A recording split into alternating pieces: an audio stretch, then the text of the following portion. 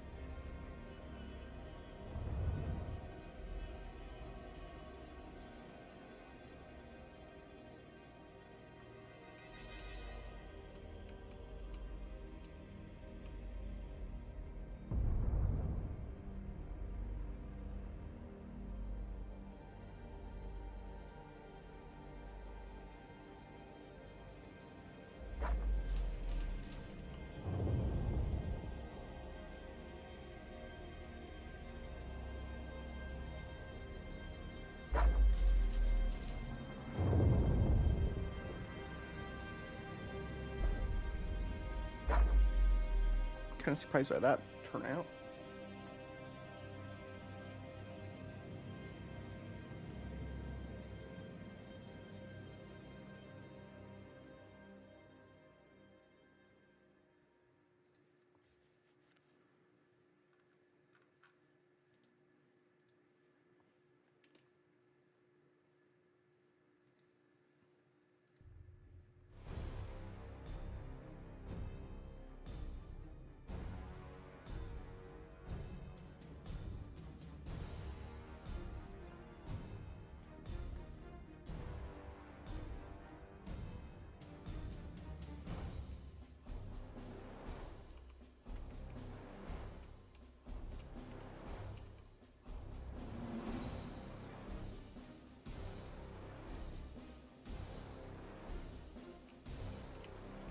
Good old territory wars.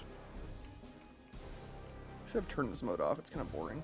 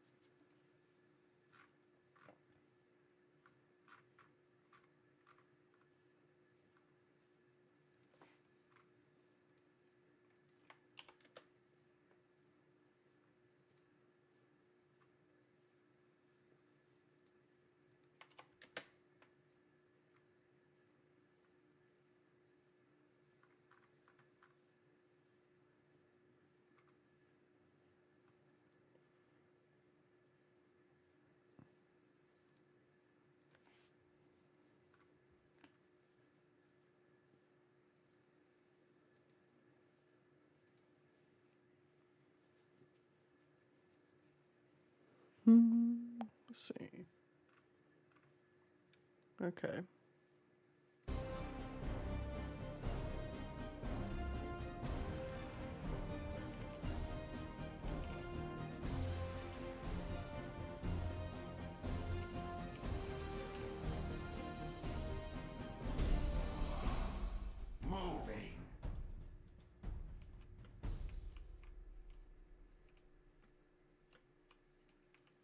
You have seized a strategic area.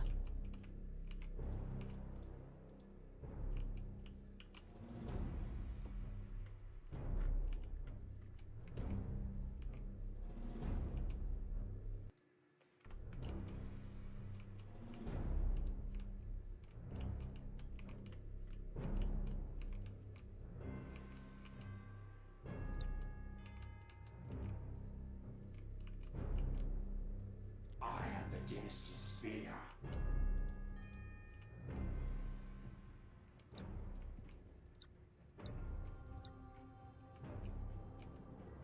I serve your glory.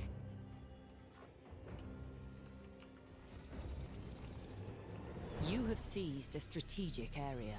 You have seized a strategic area.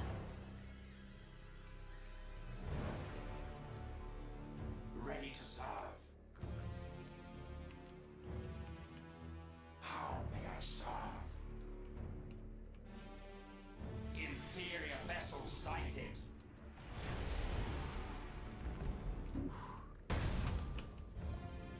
Brave little frigate. Brave or foolish? Well, destroyer, not frigate, but... Owie. Inferior vessel sighted. Relocating. The enemy has seized a strategic area. Initialize motive power.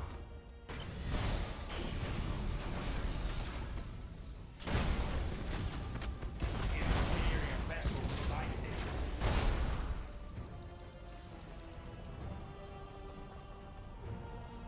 Torpedoes.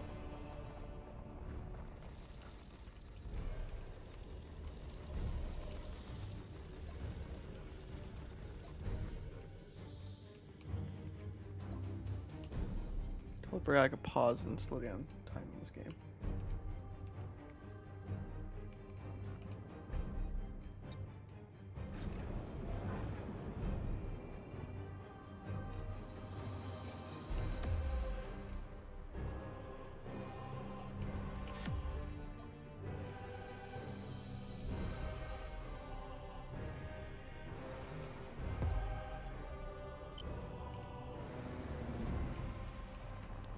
Big boy over here. Couple big boys.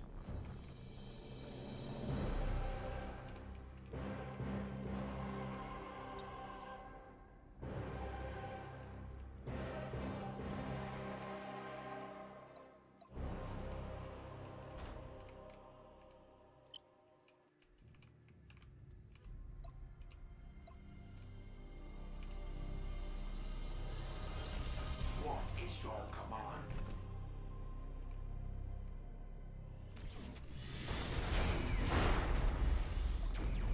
How may I serve?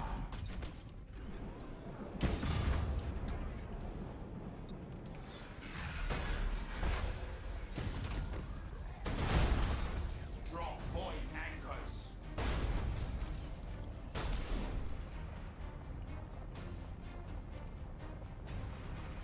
Scarabs look cool.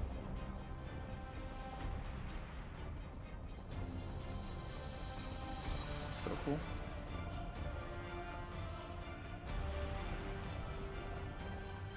That'd be so deadly.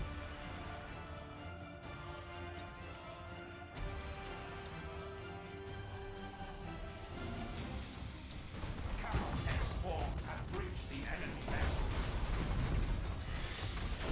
On the march. I am Mr. Spear. Internal damage register. Yes, my liege. Ready to serve.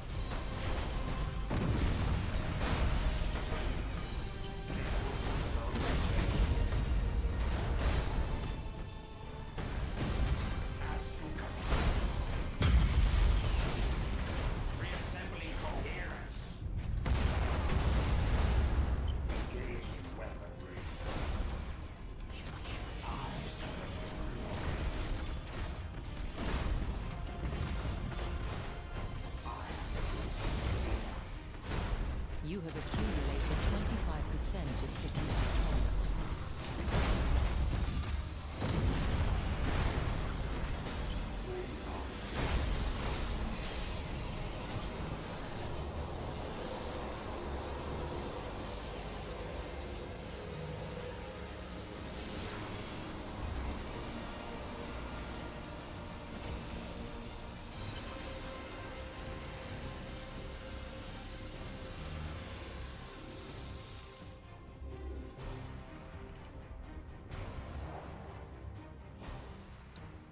Did I get him? Is your command?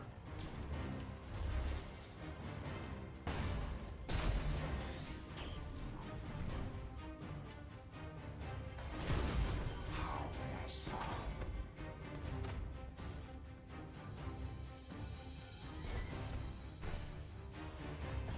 Ready to serve.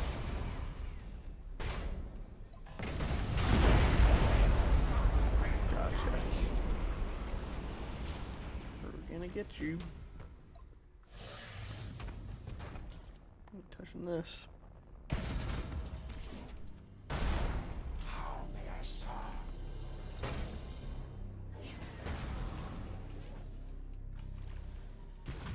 Yep. Goodbye.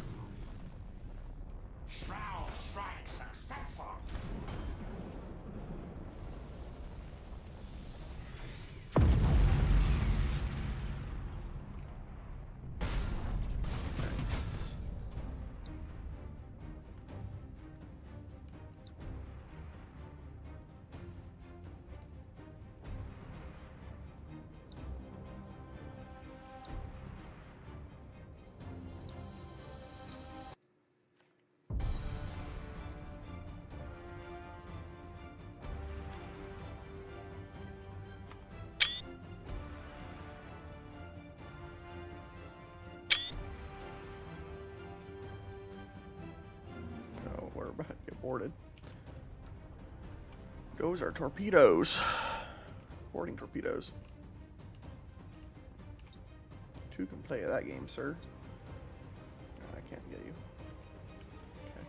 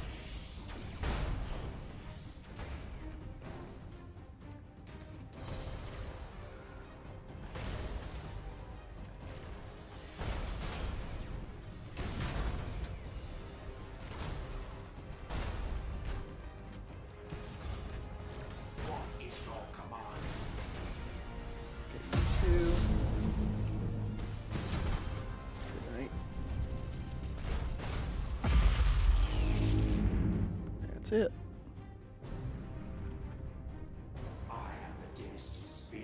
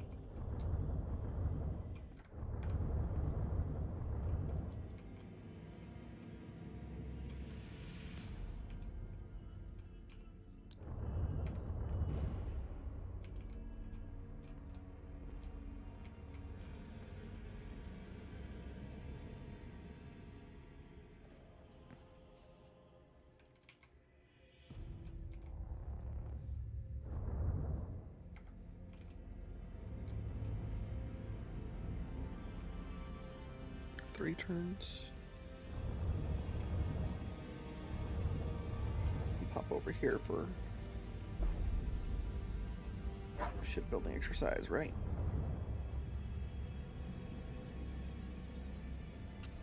Yeah, I wish. Get one of those. That'd be nice. Yeah.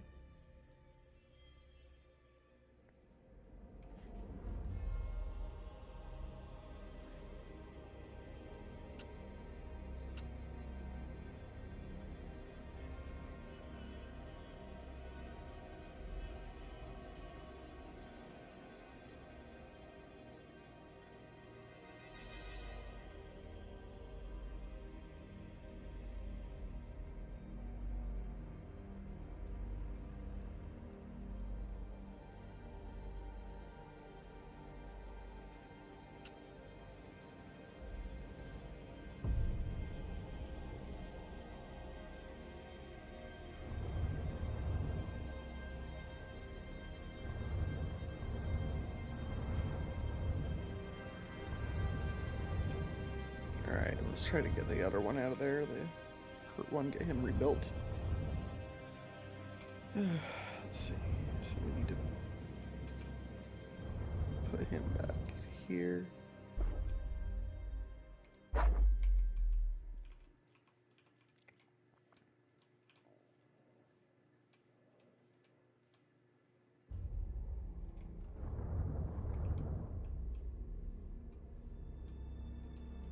2 turns, 3 turns.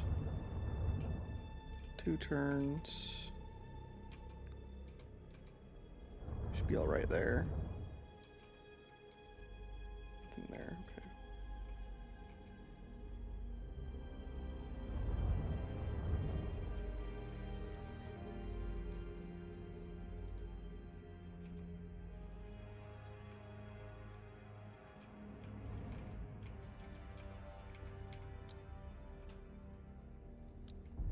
Nothing upgrade here.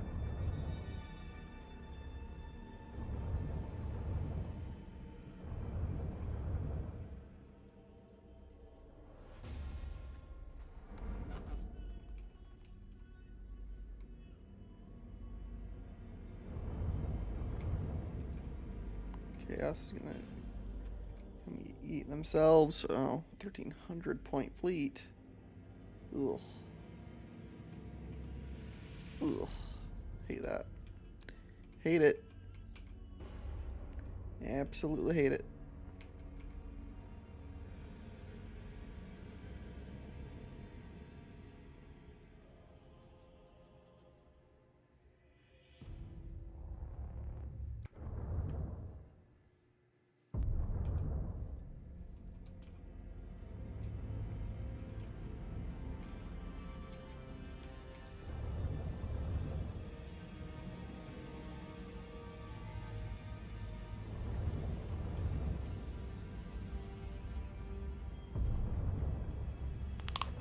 Oh shoot, wait.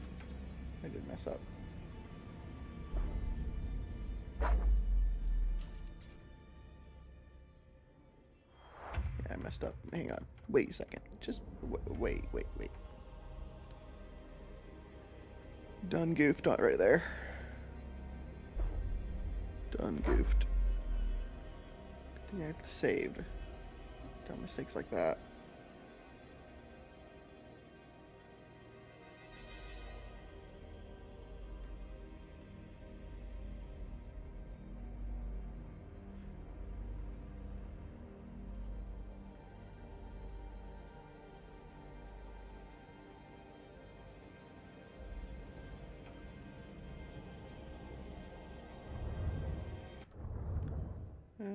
Let's see, load. Quick save.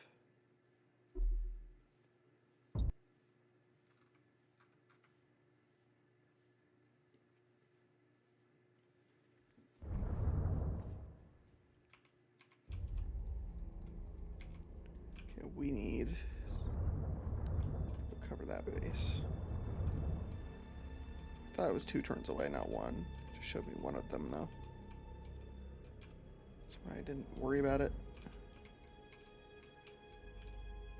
Okay.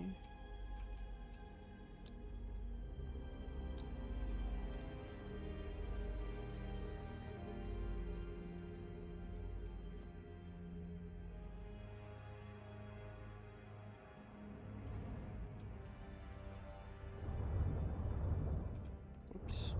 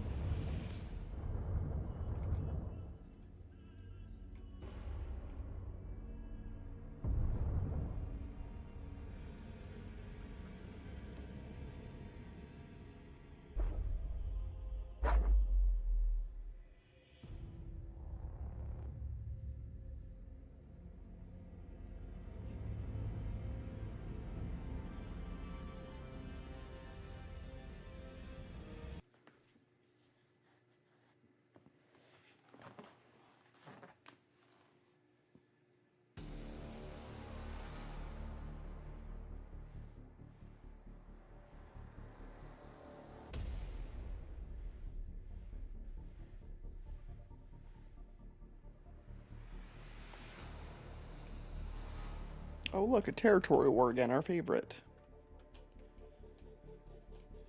Territory wars, territory wars.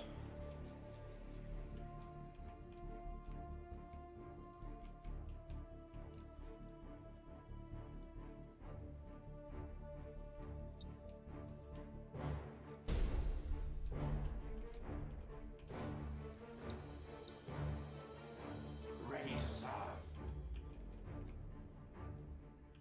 Inevitable.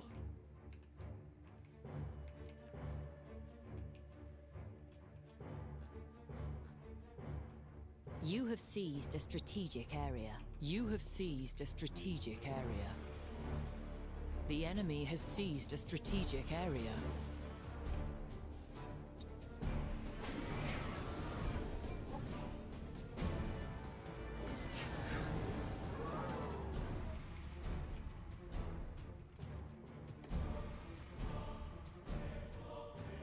How may I serve? The enemy has seized a strategic area. I serve your glory. They are doomed.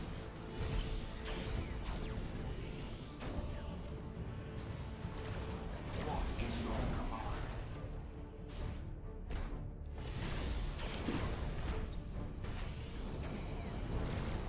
Almost hit each other right there. Boarding successful. The brave ones are feasting. I have the days to speak.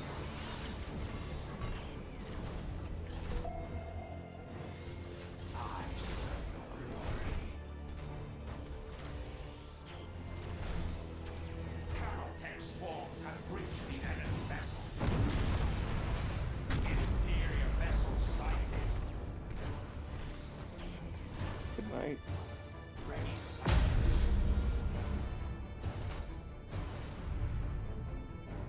Inferior vessel sighted. What are you shooting at? Oh, that. Okay. Relocating.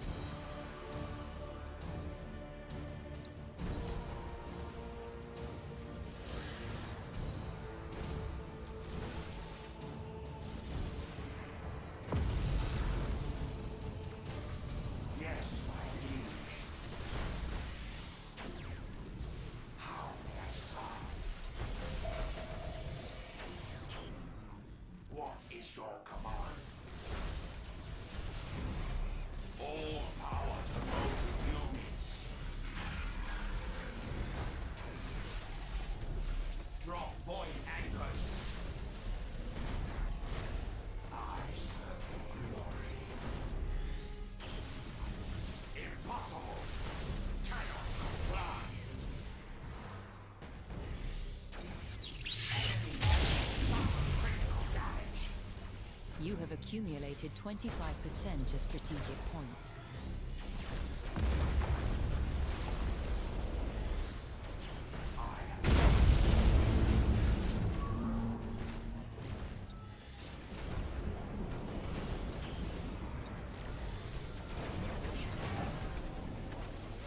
Internal penetration. Defense panel destroyed.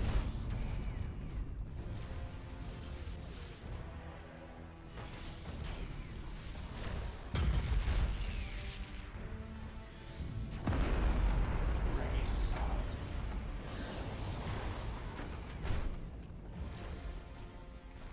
Not looking so good there, champ. Critical damage levied. Good night.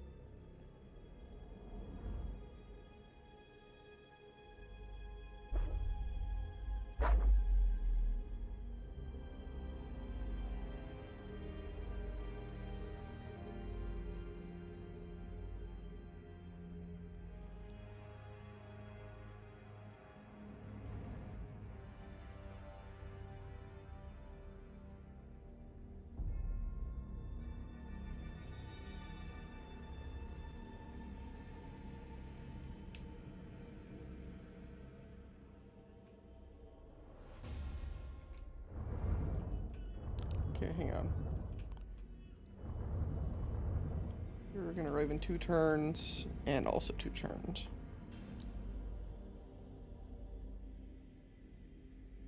I almost just want to leave and let them shoot each other. What's the point of me staying? I mean, I could kill them all, I guess, but... You know what? We're all really hurt. We should just retreat. Come back for this later. This isn't worth saving.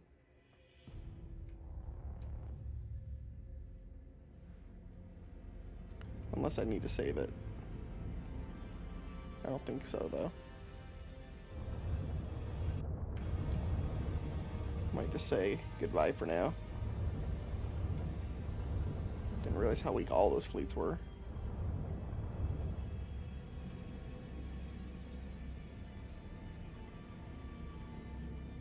They're all pretty hurt. Okay. There's just not much going on for me.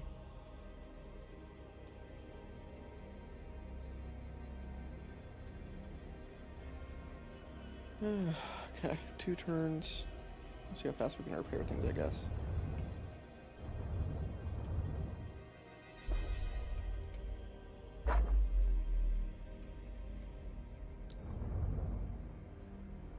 Really? A light cruiser?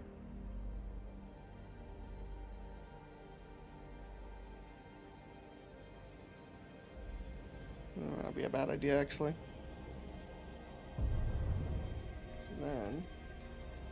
we can't. Yeah, we're gonna have enough.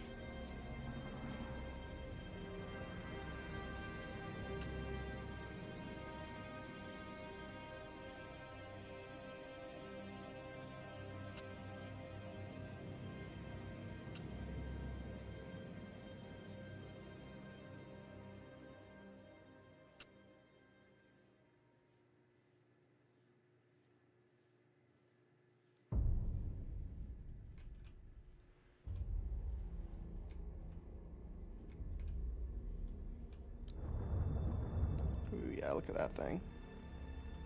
That looks feisty.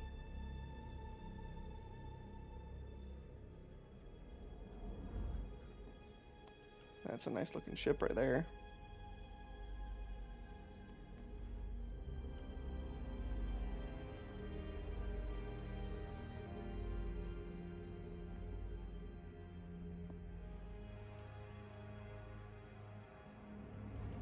Oh, you can preset here too. Okay.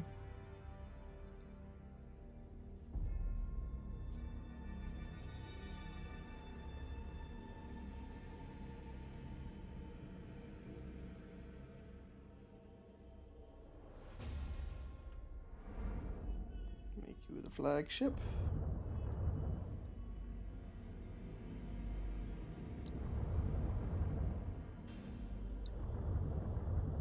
There we go.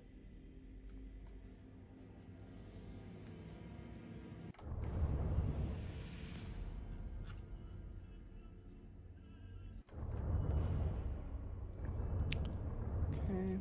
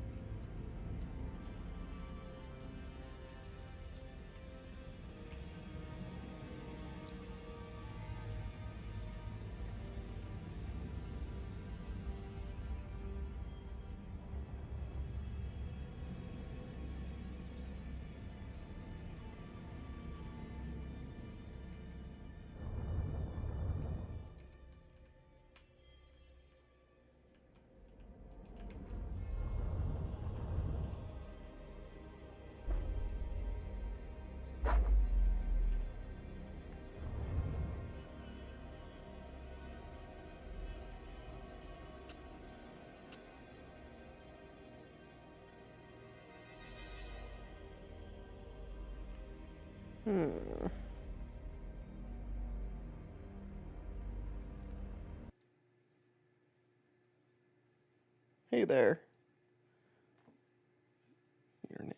Your name is just R? That's what it's showing up as. Where is...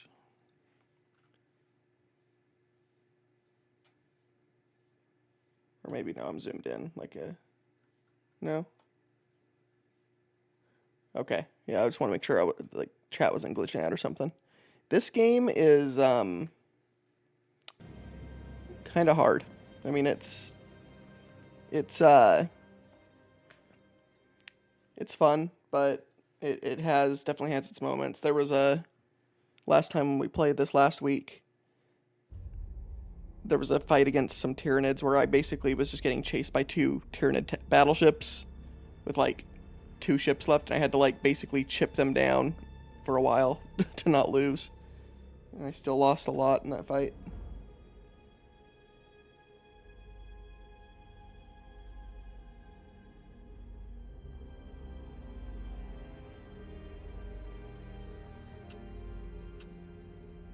I've actually been playing Total Warhammer 3 a little bit. I've been doing a Necron campaign of that game. Because I played it a while ago and then fizzled out on it, and I want to actually finish the campaign of that one.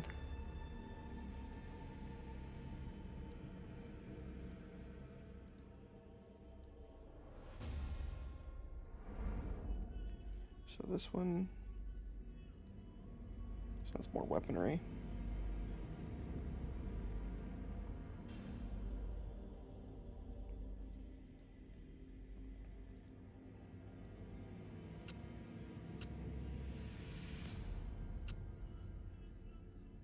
This one hits the points perfectly. Kind of want the Star Pulse Wave.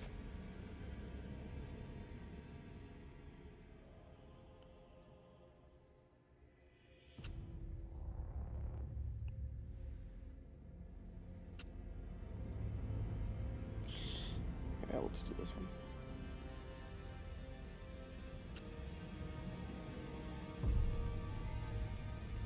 Well, if you're still here, Ryan, thanks for stopping by. Appreciate it.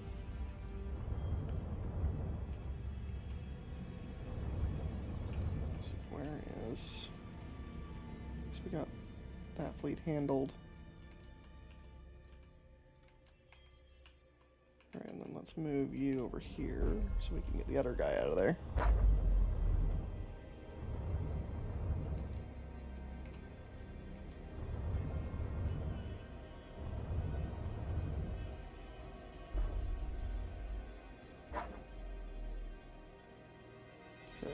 Ship. Oh, now we're out of... Okay. Have to wait.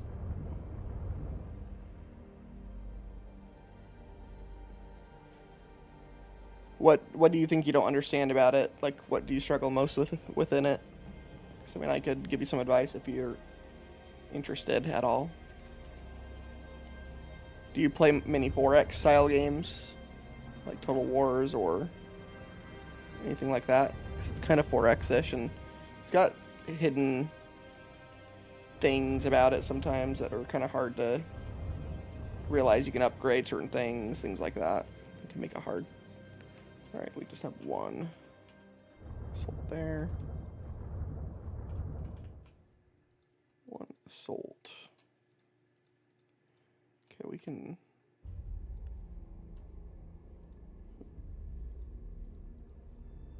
Markham's right there. Or no, not Markham. Where's a Markham?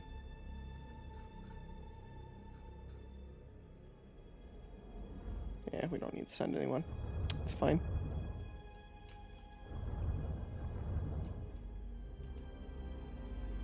Oh, we are going to get attacked in 2 turns. I forgot about that. Okay.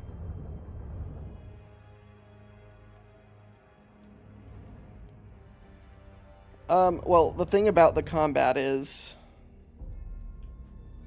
and one thing I kind of forgot about too, that helps a lot, is you can hit spacebar and slow down the fighting anytime you want to, which is nice. Okay, we can't go that direction right now because we're blocking. Okay. Alright, are we backed out of here? No, not there. And so, like, you can slow down or even stop time and make some moves if you need to in this game, which helps. If you don't play it with that, it's pretty much hard mode. Because, yeah, you're, like, having to try to control and command everything. And while this doesn't rise to the level of, like, regular RTS micro, it's still microing. Yeah, I'll show you when we get into a fight here in a minute. I used it so much when I was doing the Imperial campaign. Helps you line up torpedo shots and things. Alright, I'll show you with these guys. Good old Alpha Legion.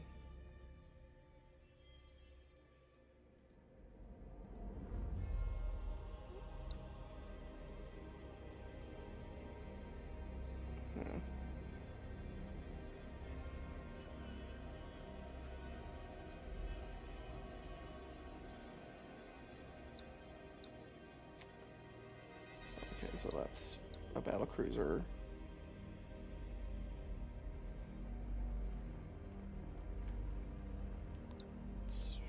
We can't put it in a battlecruiser because you don't have the points. Okay.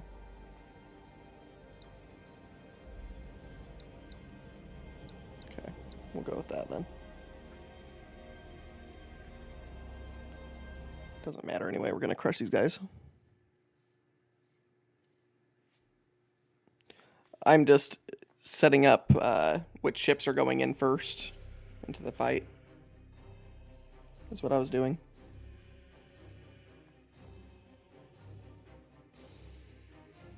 I didn't really need to, I just decided to.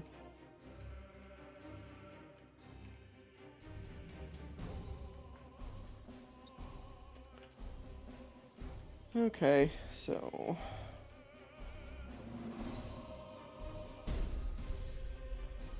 Initializing motive power.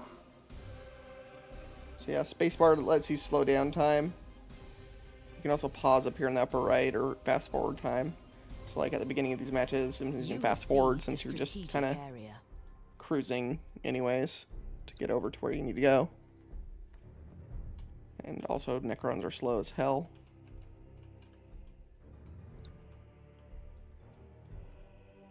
Being a reason. On the march. You have seized a strategic area. You have seized a strategic area. The enemy has seized a strategic area. Okay, let's... What is your command? Inferior vessel sighted. How may I serve? I serve your glory.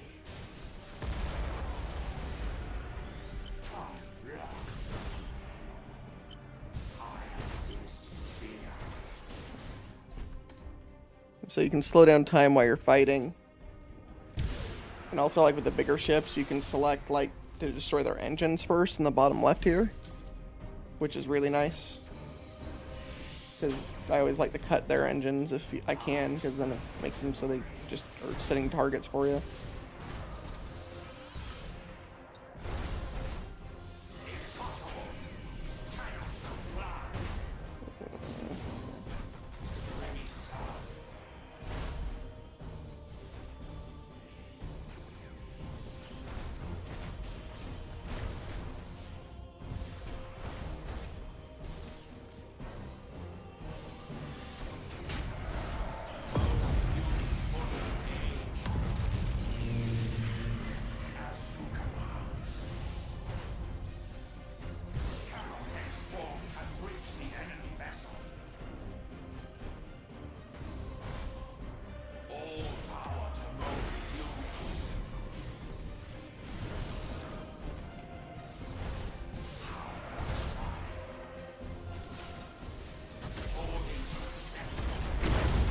So have you been a fan of Warhammer for a long time, Ryan?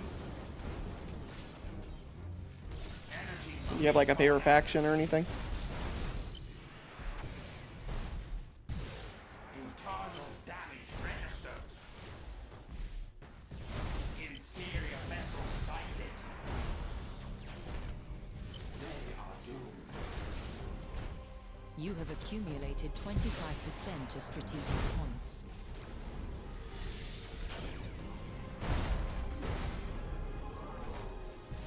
I can direct. What is your command? I am the dynasty spear. How may I stop?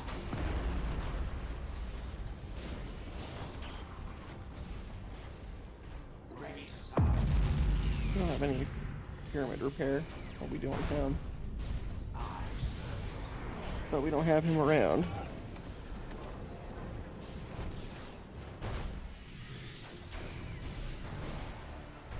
Yeah, Black Templars are cool. Ready to serve. You reading the Horse Heresy stuff? You caught up on that or not really? What is your command? If not, I recommend simply for Sigismund.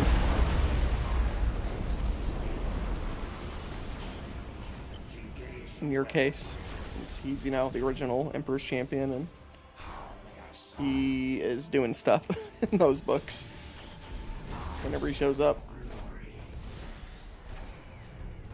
Oh, Imperial Guard? Okay. Guard could be cool too.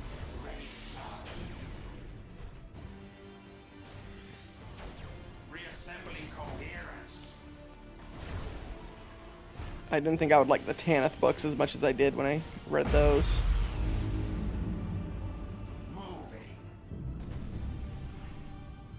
I am the dynasty spear. Way of death. I do like Space Marine characters, but I find a lot of the regular human characters way more interesting. What is your command?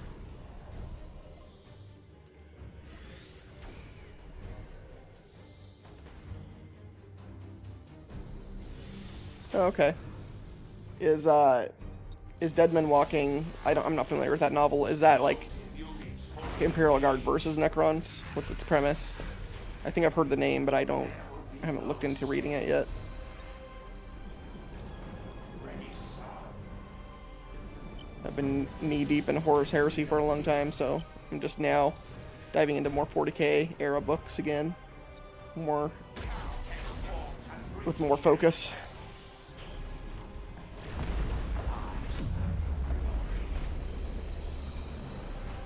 Yes, my liege.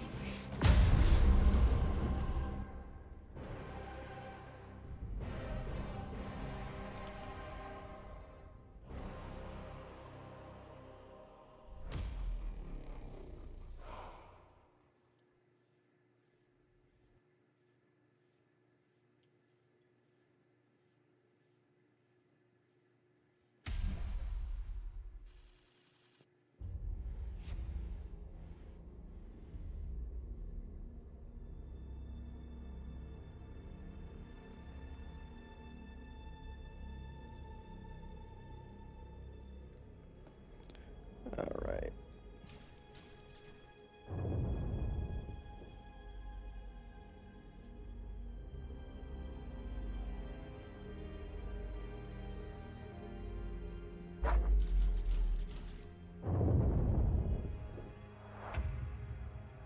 Okay, Death Core of Krieg, okay.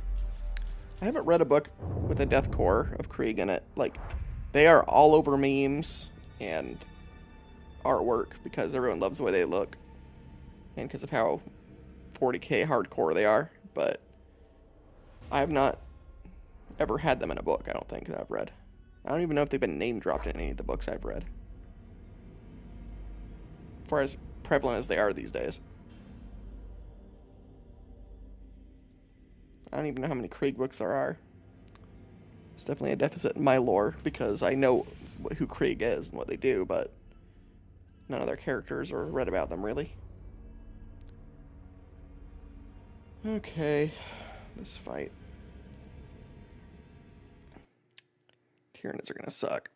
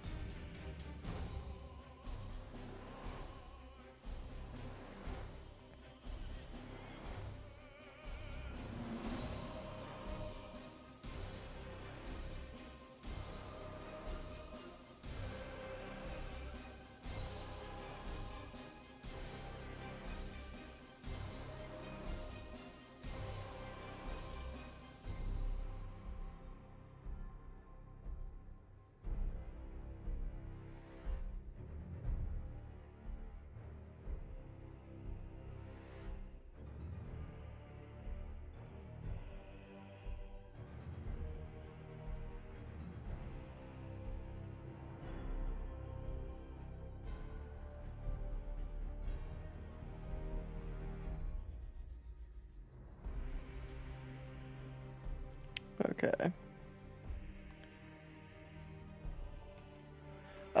So the guard in the Horus Heresy books, they're different. They are they're there, but they're called the Imperial Army. And they tend to be a bit more not professional, more professional per se, but I would say army for army in the Heresy era, the human troops supporting the Astartes are a bit more professional, they're all basically veteran troops, you know, and they're better equipped and better trained and better fighters overall than the majority of Imperial Guard, I would say. Reason being, they're fighting alongside, you know, Space Marine legions and Primarchs and have all that kind of training and, you know, fighting and all that kind of stuff. And so, like, probably one of my favorite ones in the Horus Heresy is in the book Legion. I forget what they're called, but they're like a form of like, they're like a really old Imperial Guard, Imperial Army type of troop that has been around since like the Unification War, serving the Emperor. And they had a really cool culture and like kind of style to them that I haven't seen in a regiment after them. Well, the Solar Auxiliary is like one of them. Like there's a whole bunch of different, you know, armies within the broader army.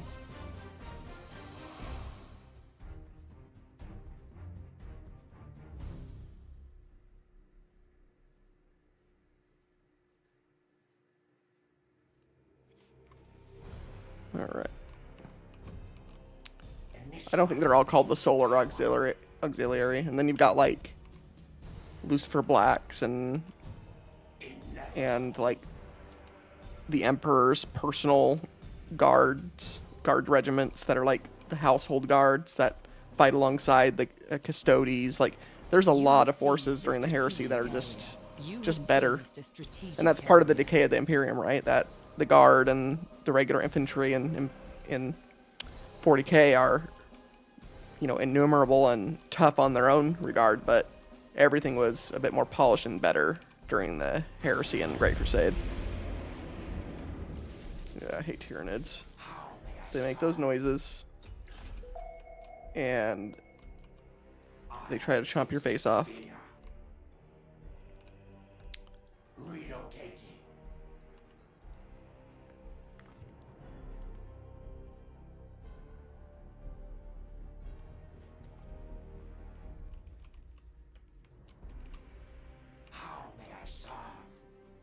The enemy has seized a strategic area. Okay.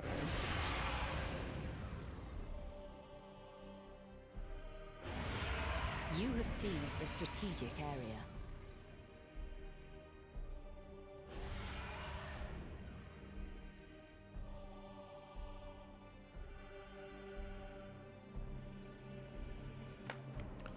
Okay.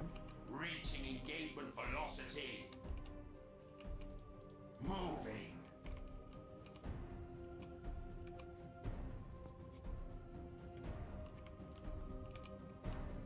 I serve your glory.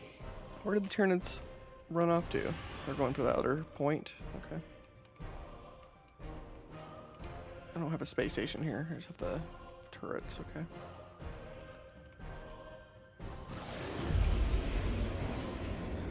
What is your command? And so you have like the Imperial Army during the Great Crusade had like access to more weaponry than just las guns as well. They brought in a lot of different weaponry, just like Space Marines and other forces had, you know, like Volkite weapons and things like that that are rare to non-existent during the 40k era. They're either relic weapons or just not around anymore. The enemy has seized a strategic Certain, area. you know, more common super heavy tank regiments, things like that.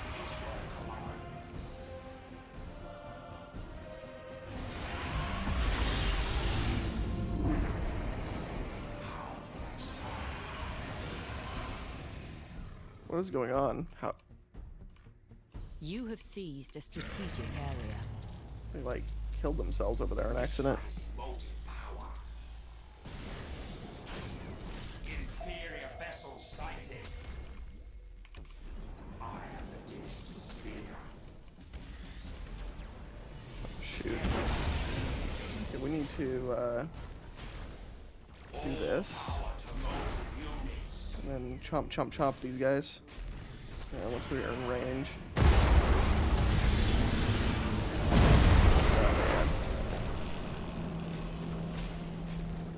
man.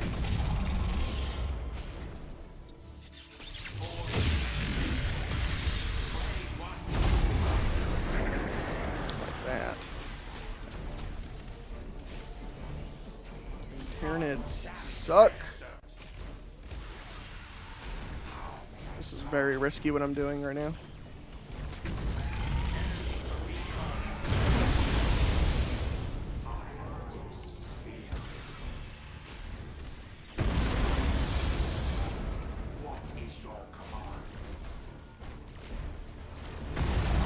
It's not usually a good idea to get this close to Tyranids. Hollow out your crews in like 5 seconds. Winning the point battle at least.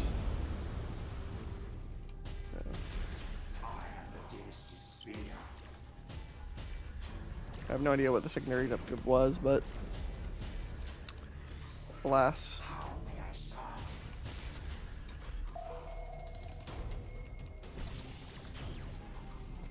Come on, get the chompy boy.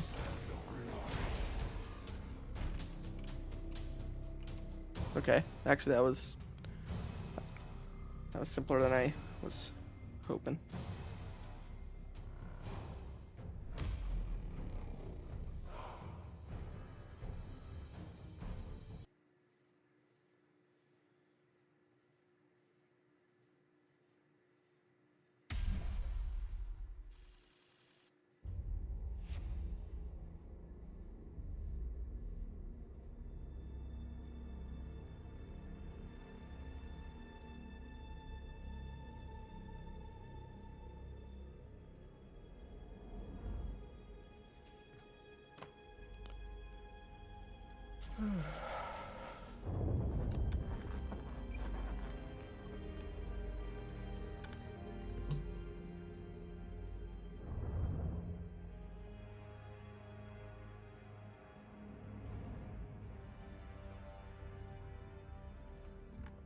Okay, so what?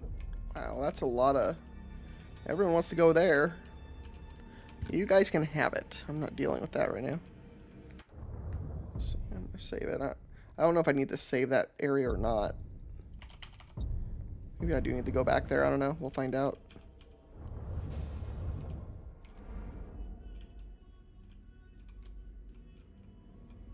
Okay.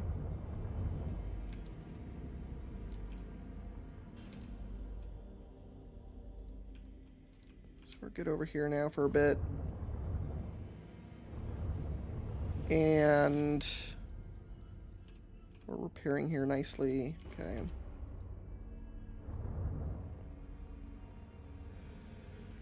What's this? Battlecruiser? Okay.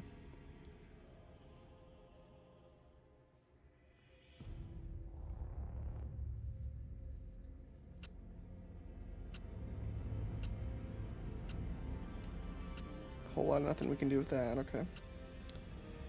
Just toss a couple of these if we can. Yeah, 1 point off, whatever. Okay. No, it's got a very small 4x upgrade system for the planets. Like, you'll see a little hammer and you just upgrade them to up to level 3. This game's not nearly exhausting as like Total Warhammer or any of that kind of management. Okay. So we need to go here and fight the giant chompy fleet. I don't want to. I really don't. Let's see, so we're going to send... Who are we going to send? So we're going to send the battlecruiser fleet here. We're gonna send the Grand Cruiser fleet into that fight, I think. Because A, I want to see that ship, and B, it should do well.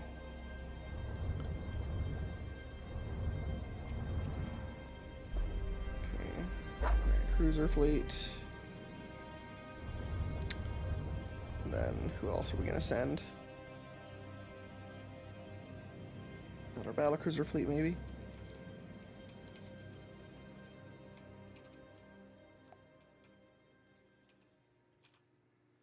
We can colonize that fleet too over here, or that area too. This might be a trap though. I don't know. It's an empty, not colonized place at all with no one there. I feel like we're gonna get ambushed if we go there.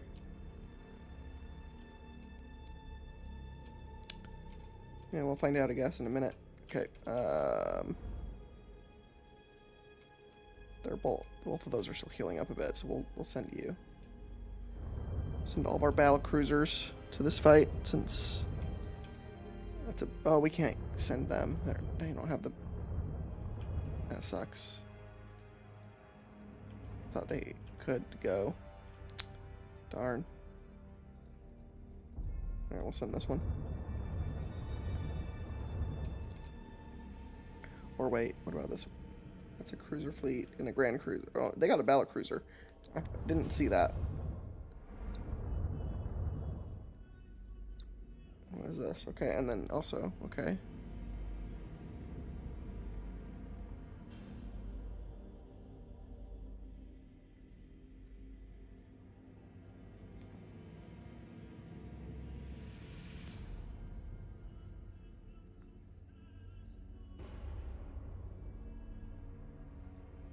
That's a good one, I think.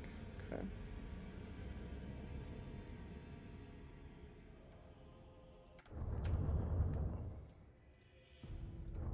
Alright, so we'll send this over to in preparation.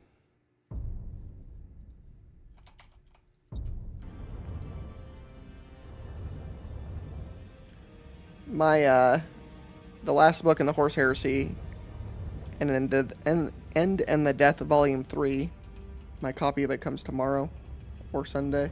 It might get here tomorrow, estimated for Sunday, but it's already here at a hub center, so maybe they'll get it to me tomorrow. Can't wait to start reading that thing.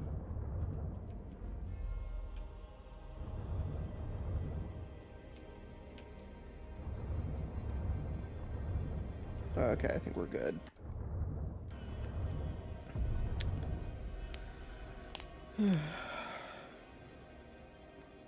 Bunch of other people already listened to the audiobook or gotten their copies. They took their sweet time sending mine.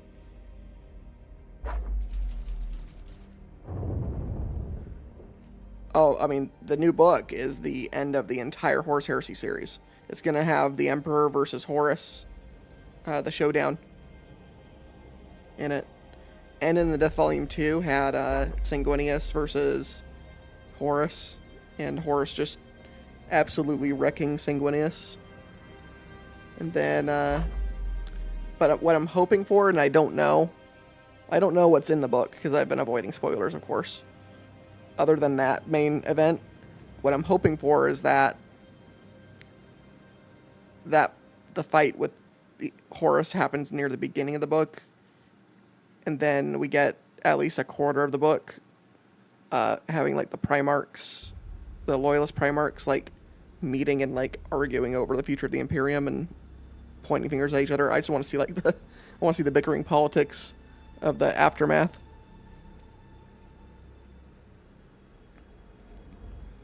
Alright, let's see. Okay, so we got main, secondary. I forgot you can do that too. Let's see, what is the deployment order here?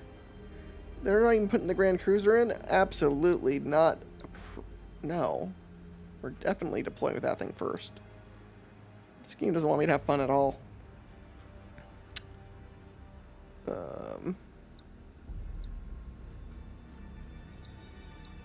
But then I can't. Yeah, it's fine. Let's see.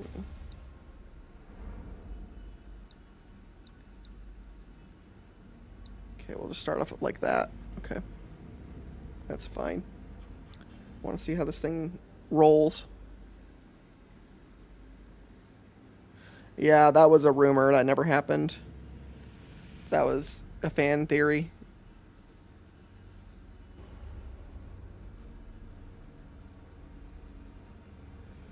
I don't know, maybe I'll start off, I don't know. Grand Cruiser and Battle Cruiser, or 2 like cruisers at the Grand? That might be better for now. I don't know.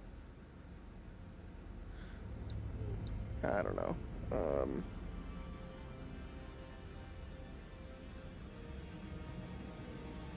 Problem is I don't know who's has what abilities either. It's unfortunate. I'll do this one. Okay. We'll try that configuration first.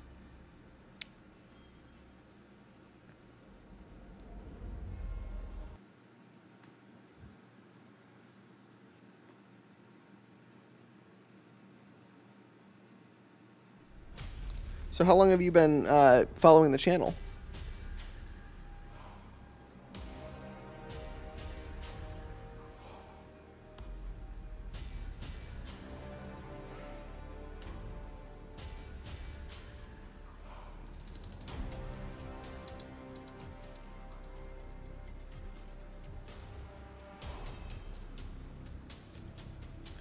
Oh yeah, here we go. Here's our second to biggest class of ship right here.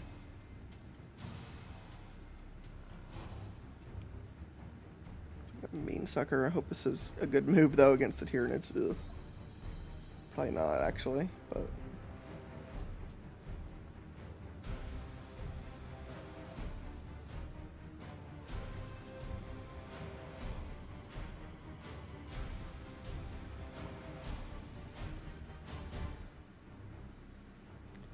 this one has a lot of launch bays. It's got extra fighter power.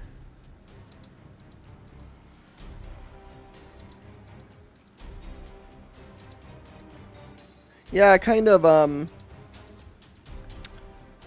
was kind of, my style was kind of inspired off of, like, older History Channel documentary stuff.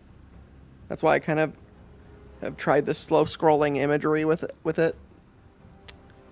Because I always like those History Channel things. So yeah, it's not the absolutely most entertaining style in the world on YouTube, but I figured the style might resonate with Warhammer fans. At least some of them. I've had some detractors, but seems like I'm finding my audience, which is nice. Figured you guys were out there. What do I want to do? Well, I guess we'll start with this. This is good for clearing out their smaller stuff, I guess. Oh, this is Territory Wars again, too. Okay.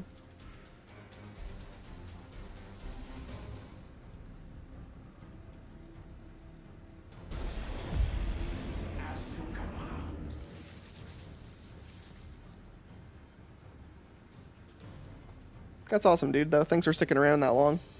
I know I took, like, most of last year off, so I'm surprised anyone stuck around. It's not like, I mean, you subscribe to a channel, and if it goes inactive, it's not like you... Most people don't go and subscribe from things. How do I know that? Because I've been on YouTube a long time, watching stuff, and I never unsubscribe from channels that I subscribe to. Even if I stop watching them, so... Guess it's not too shocking. But still, it's awesome. YouTube audiences aren't like Twitch audiences that just kind of disappear suddenly, usually, which is nice. Because I live streamed on Twitch for a while, and that wasn't the best experience. Definitely wasn't growing like I'm growing on YouTube.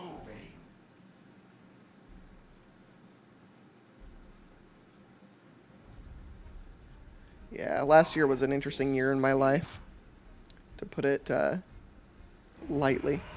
Wasn't a bad year by any means, but a lot changed for me in some ways. And I didn't really have to take a break from making the content, but That's just what ended up happening at the time.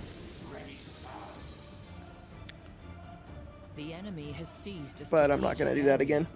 Especially not now with it seeming to pick up steam a bit here. I feel like by Monday we'll be hitting the 1,000 subscriber mark, and then it's just watch hours before I can monetize the channel. Which, you know, my primary goal is not to monetize, but it would be cool to be able to do that to any degree.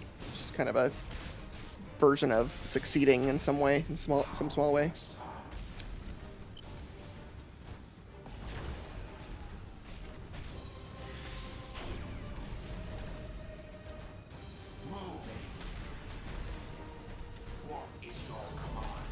Okay, there's more of them. Okay, we need to back off of these guys. We do not want to stay close to these guys. They will absolutely eat us alive.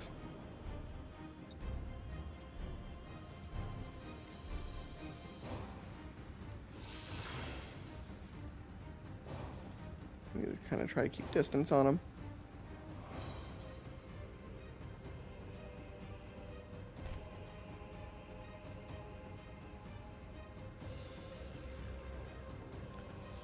So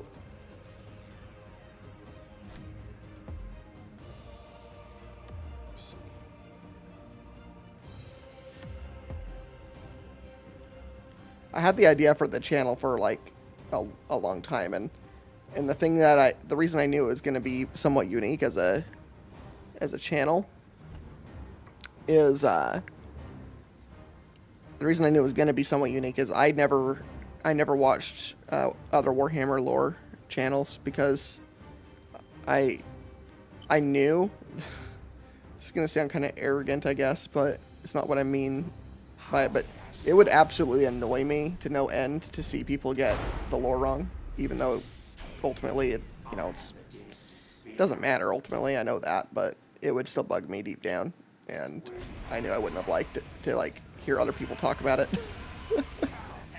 It's not how I got the lore. It's not how I have to learn the lore either. You know, I'm not looking to learn the lore, so I know most of it pretty well. It's not that I can't learn more about it and couldn't learn from some of those people that some other people have been doing it, but yeah, that was my thought process a bit. I was like, I bet you I could do it in a unique way, and you know, it was somewhat correct. There are some people that sort of do what I do, but it's pretty uncommon. It's more just talking head type of, more typical YouTube channels, it feels like, even in the Warhammer space. And I remember just hearing people talk about like how a lot of the YouTube channels that are popular for Warhammer kind of focus on the memes and don't try to be accurate with the lore. So I wanted to be able to educate people, even if it's about a sci-fi universe and nothing actually substantive. But it's what I know about, so play to your strengths. Yeah, we're pretty close to the watch hours. Man, my battlecruiser here is in trouble.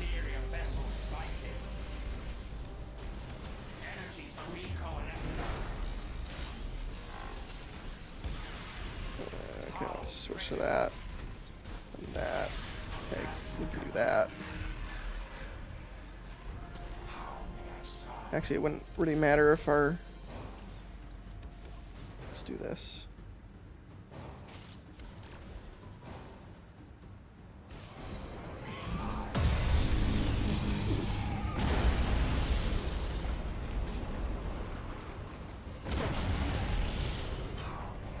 We're gonna blow up our frigates that are abandoned.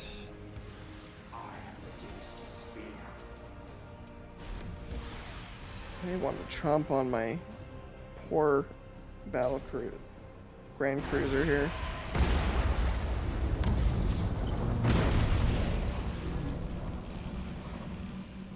kite these fools. Oh crap, I forgot we're doing territory battles though.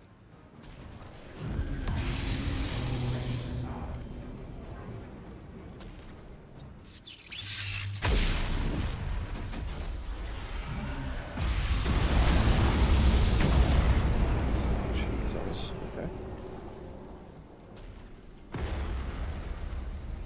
Okay, now we get a light cruiser in.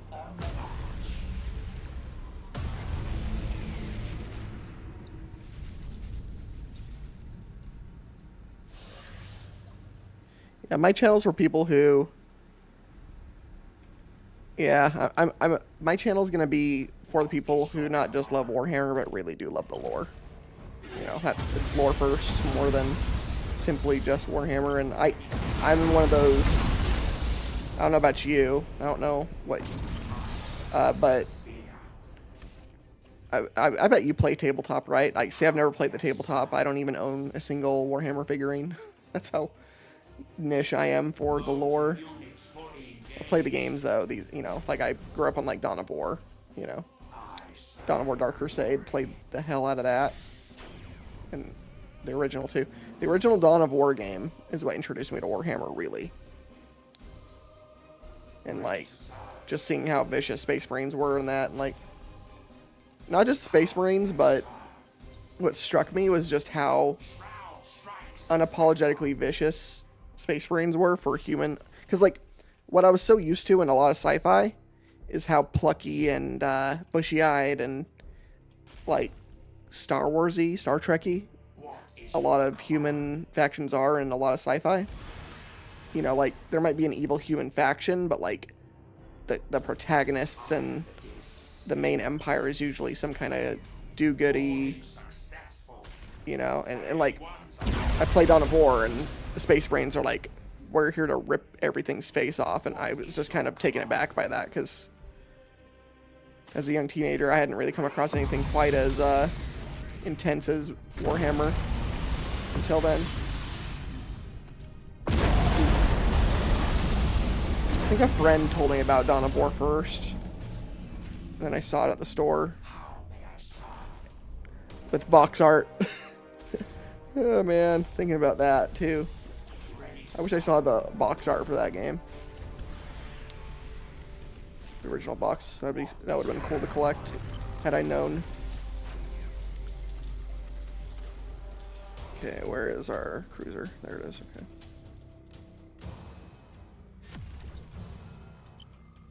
There will be no escape. I serve your glory. I am the Dynasty Spear.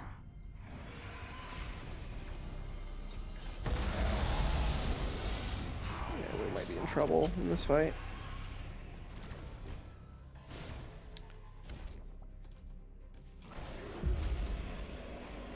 Okay. Yeah, we need to move. Engaging weaponry.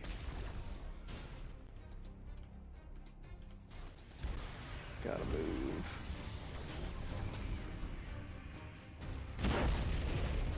Yes, liege. Reassembling. Go. The enemy has accumulated 25% of strategic points. What is your command? Somehow we're beating them in strategic points.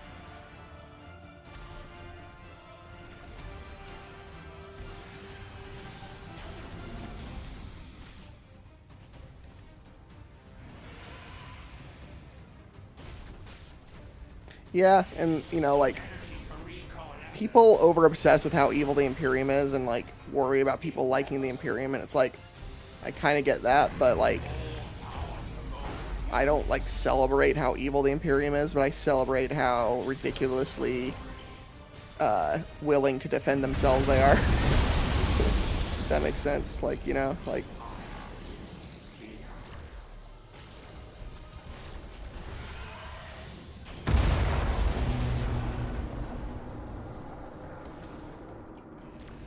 I don't like the like endless hand wringing in a lot of stuff where it's like,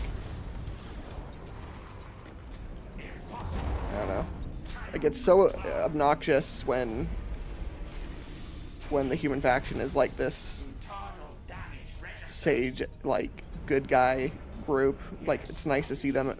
It's nice to see humanity as kind of this villainous ancient empire. That's usually reserved for aliens, you know? Like, I mean, the Necrons are that, right? But humanity is that to their own degree.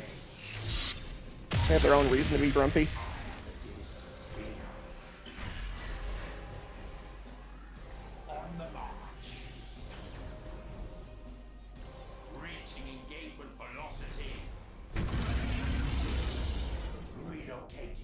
Have you read Harrow Master? Seized a strategic area. Or did you watch my review of that? Or listen to it, I should say. I think they have battleships in these fleets, but I haven't seen them. It won't matter if we get the points anyways. I don't really want to fight their battleships.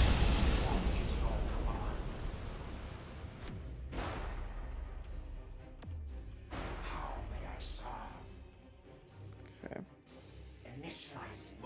Oh wow, we are in trouble right there. Okay, we're just gonna park these guys right here for a minute. Disengage weaponry. Oh no, we don't want to do that. Okay. Engage unceasing fire. Inevitable.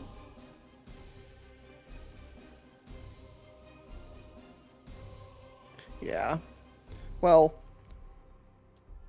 humanity as an empire is basically just ultra traumatized, you know, and they're lashing out in that way. If that's not an excuse per se, that's a reason for how they are. Has seized a strategic area. Especially if, like, forces like the Rangdan were as vicious as they're rumored to be. Like, yeah, like.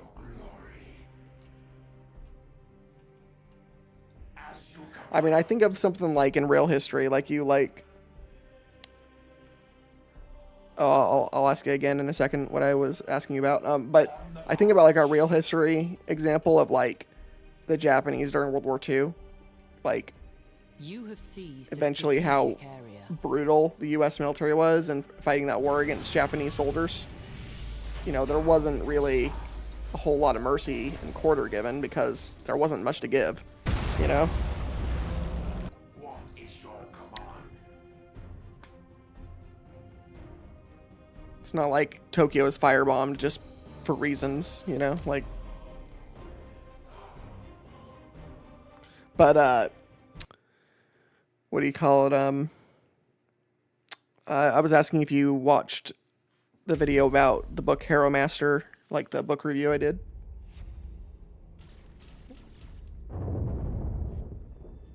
Or if you've read Harrow Master. It's an Alpha Legion book. Which you would know, I guess, if you did read it. Oh, what the? What killed it? Oh, my turrets killed him? That's funny. The turrets alone killed. That is good.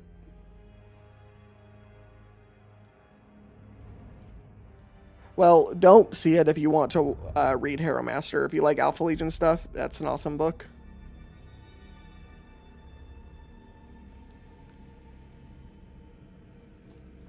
The Alpha Legion do some absolutely hilarious things in it that I really appreciate. Okay, 3 turns for... Is this even ours? I guess it is.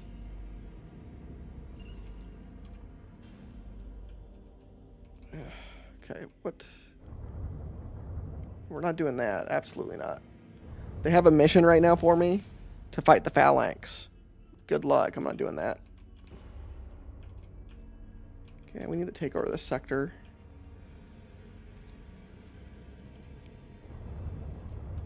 We need to just start attacking that.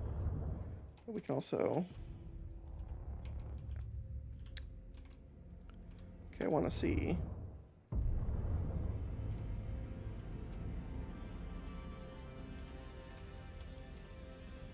Is there anything here? Nope, we can just take it. Okay. Just sitting there abandoned.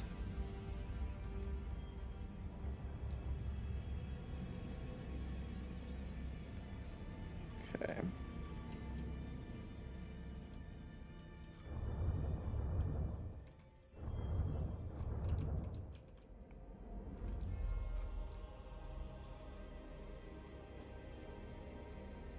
It's also a review on the new Lion novel, with the Lion coming back.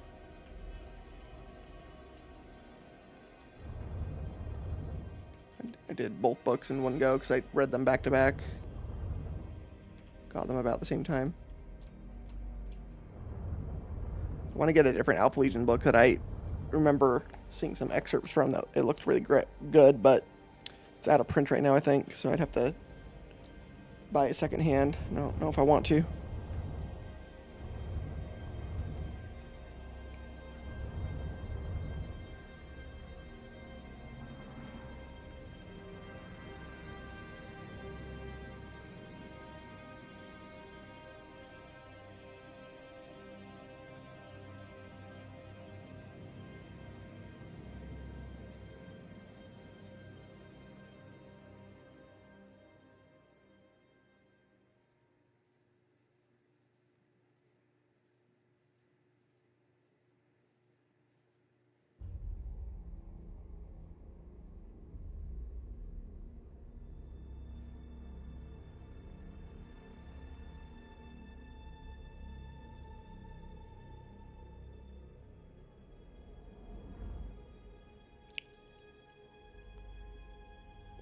Let's see.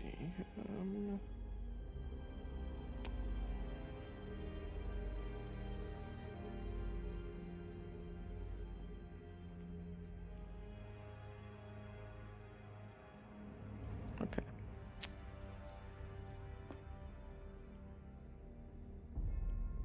Okay, but here's something to consider for you. The Alpha Legion is not straight up chaos, not by a long shot. They never have been, never will be. That's not that Legion. Now, a problem is that a lot of the artwork for the Alpha Legion only shows the more chaos corrupted warbands of the Alpha Legion, which do exist. So there are Alpha Legion Marines that are corrupted by chaos, but I would argue they're possibly not even the majority of that Legions. They just, for whatever reason, get the lion's share of the art still. Yeah, really, because here's the thing about the Alpha Legion. They, along with the Night Lords, never went to the Eye of Terror. They didn't retreat there. So the Alpha Legion has been fighting against the Imperium for 10,000 years in real space.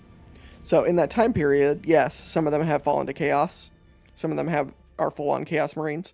But it's very possible that most of that Legion is not only not corrupted by chaos, but also still loyalists. But they're so secretive that even the Imperium doesn't know they're loyal. And what their mission is, maybe they don't even know anymore. So yeah, they're an interesting Legion, and this book kind of goes into that a bit. It's not just like, here's some Chaos Marines yelling about appeasing the Dark Gods, you know? There are some forces with them that are like that, but that follow the group in that book, but a lot of them don't have any chaos imagery or iconography on their armor, nor do they worship chaos.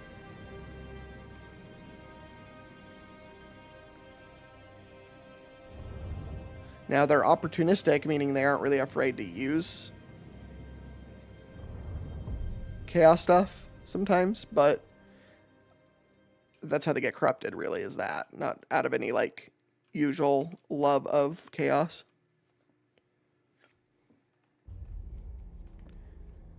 So I think they're one of the more interesting Legions that way. It's still in the first era. From the current era, I should say.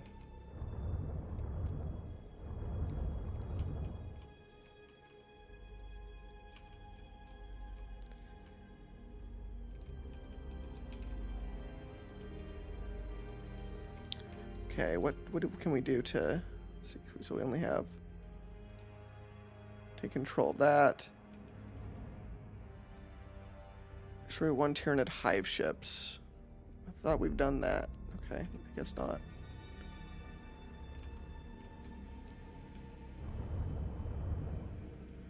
The Alpha Legion? Like their rivals? They don't really have rivals. The Alpha Legion is,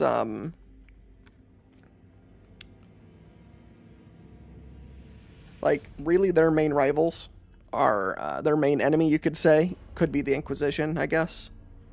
Because there are Inquisitors that are dedicated to hunting them down specifically. And Inquisitors are kind of sneaky as well, so, you know, that's kind of a cat and mouse type of thing.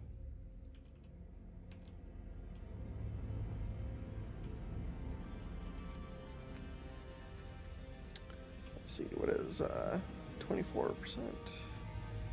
30%, okay.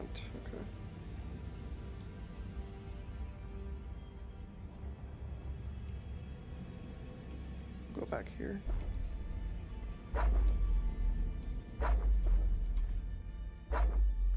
So that'll repair there. I don't know if the Alpha Legion really has a main rival like Space Marine group though. Not really that I can think of. I mean, sort of the Ultramarines, I guess. The Ultramarines and their Primarch never like the Alpha Legion. So that's kind of a sticking point.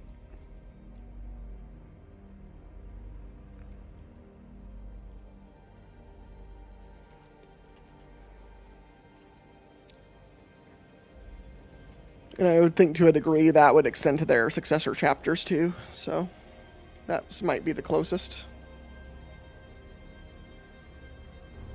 Because Rabout was very critical of Alpharius's ways of war.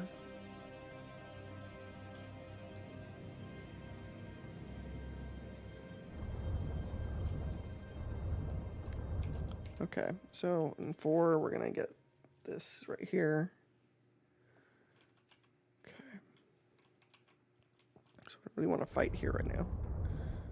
Over here, I think we could conquer this system pretty quick and then move on to the main province.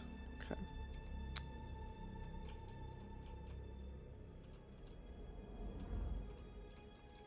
So let's fight this. Let's fight these dudes.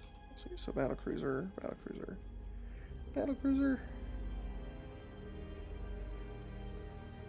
Okay, so we got, yeah, we want this. Okay. Oh, we can only send 2 fleets there. Okay. We'll send 2 drone fleets there. Okay.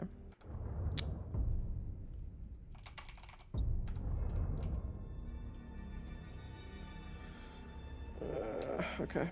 So let's go here. And here.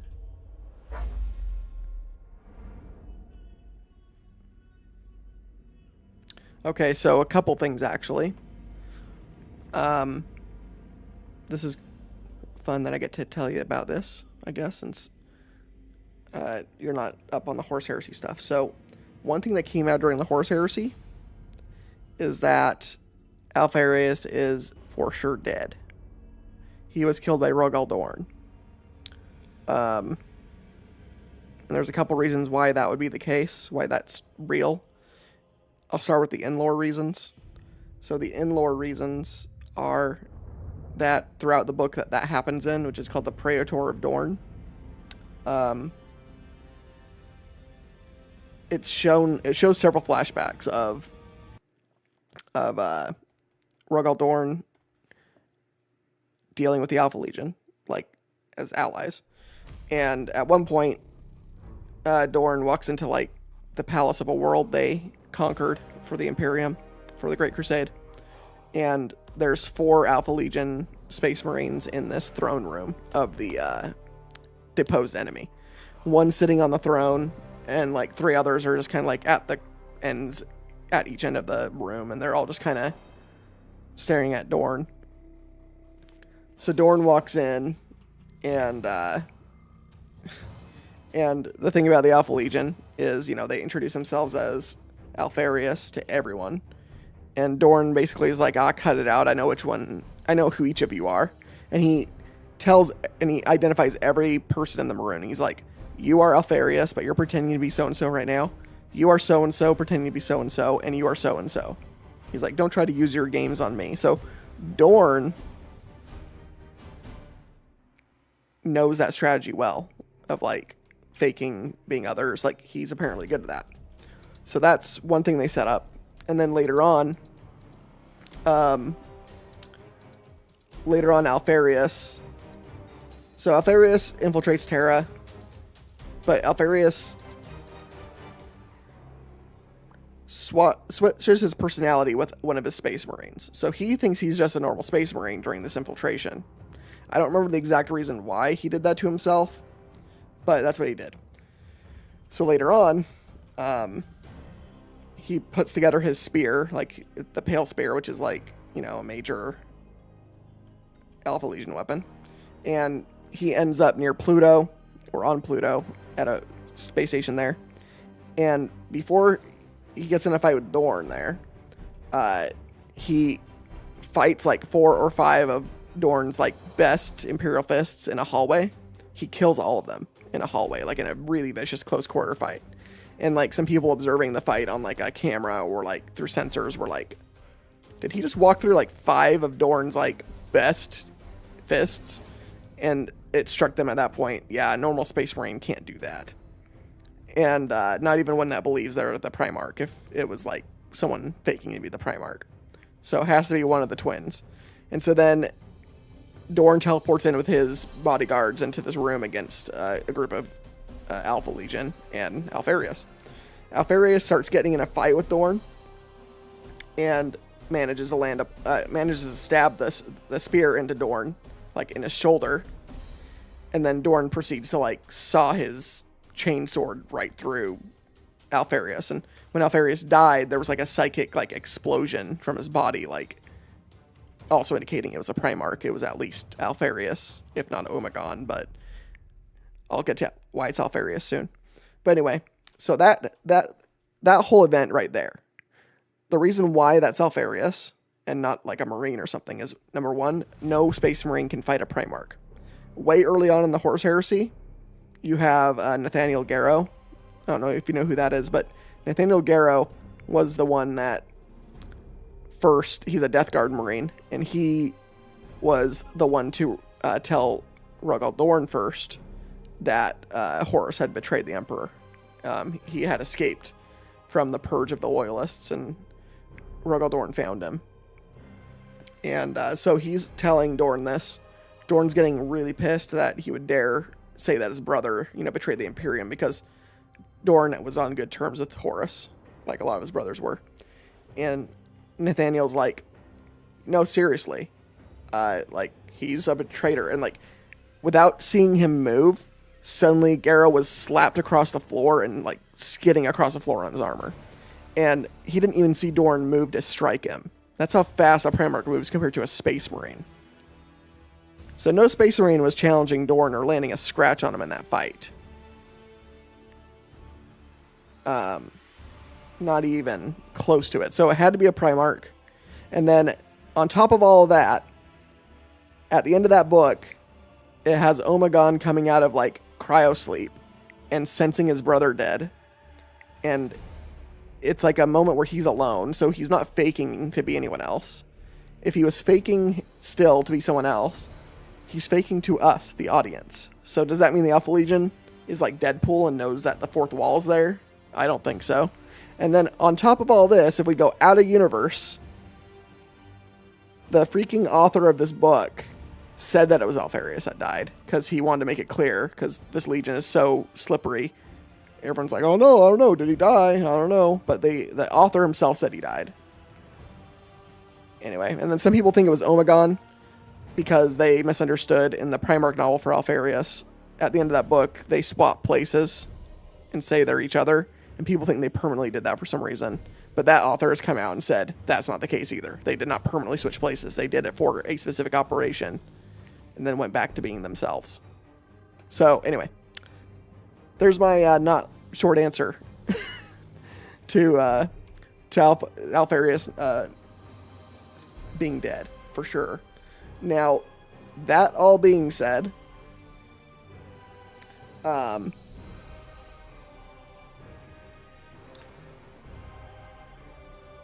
yeah, so that all being said, I did do a semi-recent video called Alpharius is dead, stop it.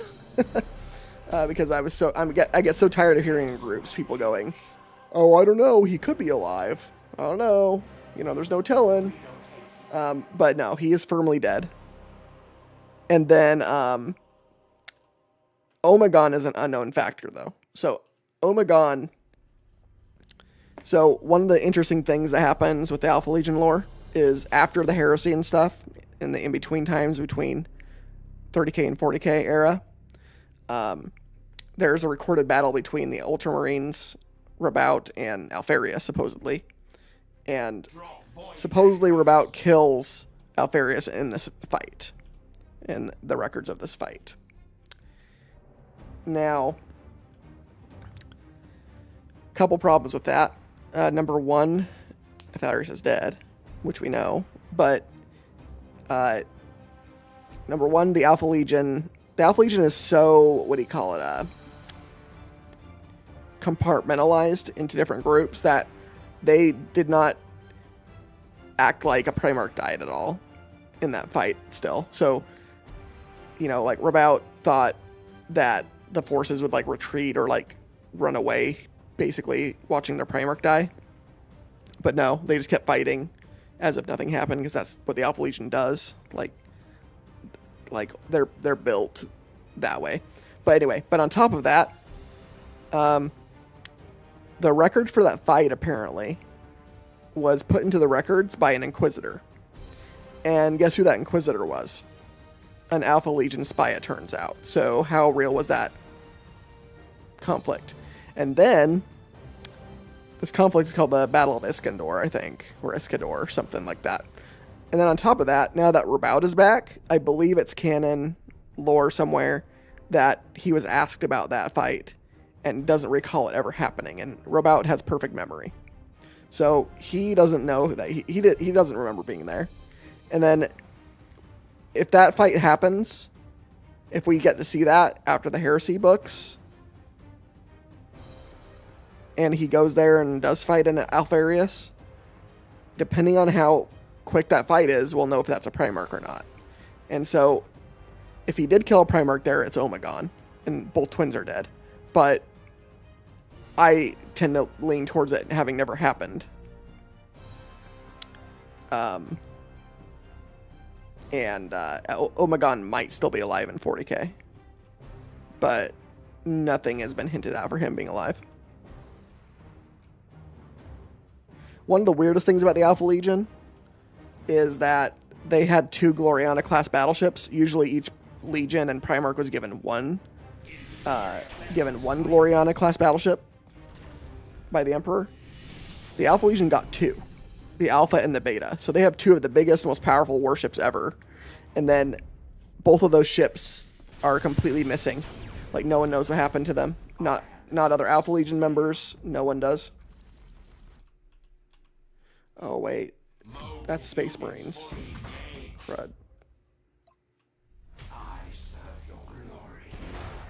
I hate Space Marines. Space Marines in this game suck.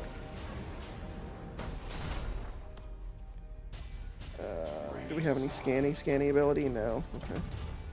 It's fine.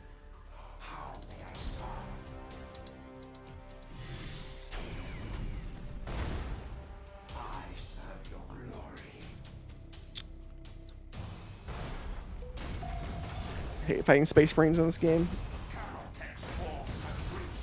They have very powerful, it looks like they don't have all Space Marine fleet though. But they have very good boarding abilities, and they just hollow out your ship's crews, and suddenly you don't have anyone piloting your ships anymore. Kind of like the Tyranids.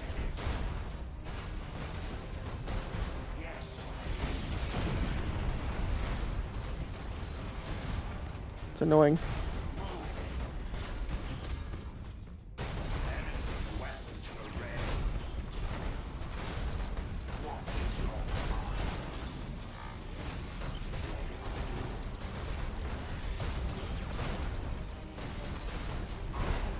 What are you doing? Get out of here.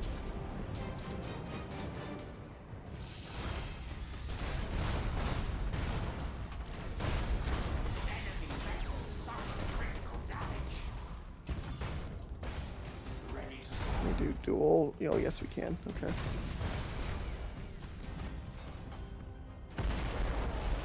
All power to motive units. Inferior vessel sighted.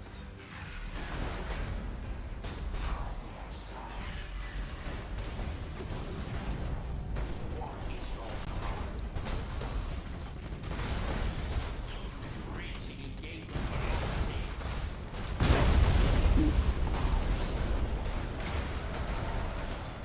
That was vicious. Okay.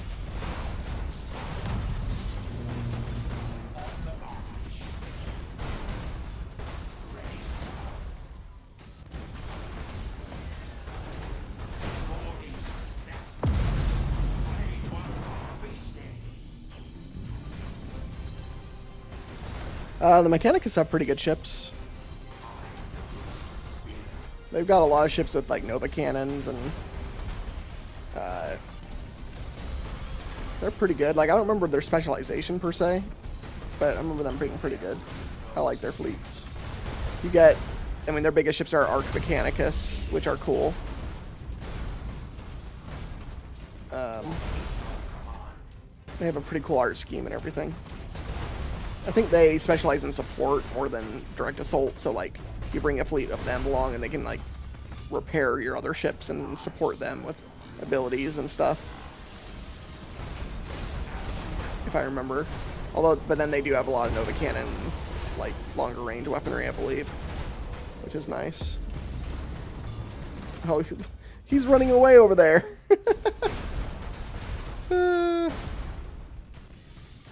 Oh man. That dude ran away.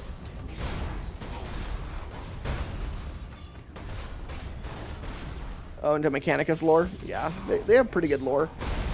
They're not my favorite because, for a couple reasons, but they're not, I mean, they're not my favorite either, I guess. They're cool. I really like Titan Legions. Like, I like how Titan Legions kind of have their own cultures and stuff and aren't really even part of the Mechanicum in some ways. They're kind of their own thing, and I appreciate that.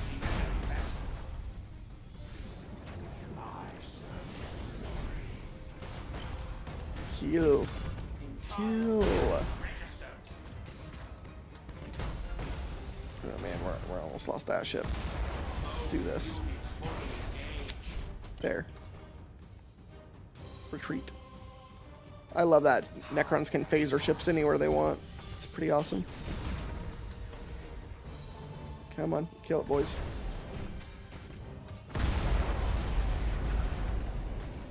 Kill, kill, kill.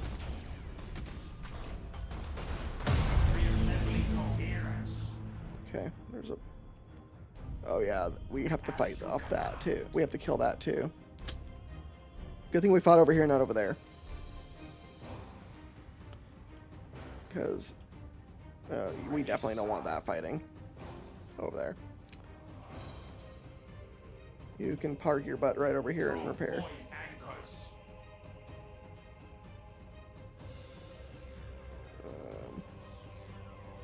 What is your command? I have my little repair ability, yeah. There we go.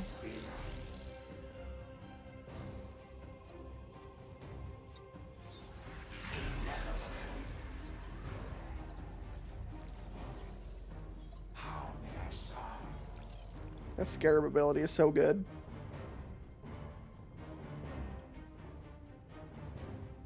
Because you can damage your enemies with it.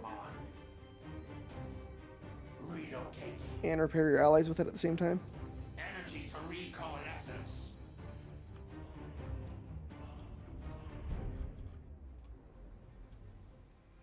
I serve your glory. Yes, my liege. Okay. Ready to serve. What's been the most interesting thing about the Mechanicum to you? How may I serve? Yes, my liege.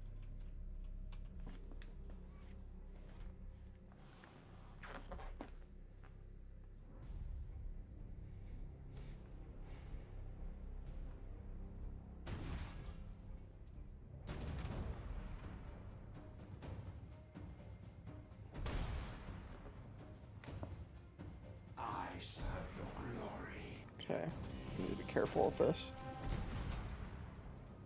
It's going to be kind of tough to fight. A little bit.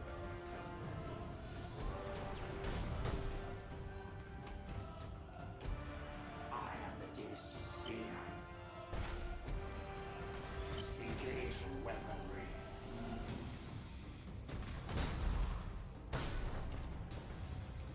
Those boardings now. What is your command?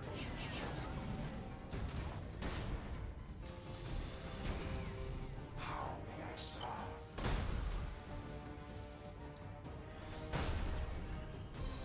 I am the dynasty spear. Just need to get out of there. I serve your glory.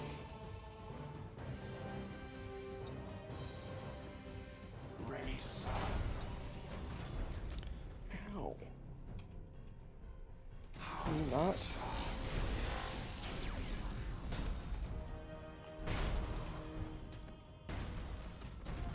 I serve your glory.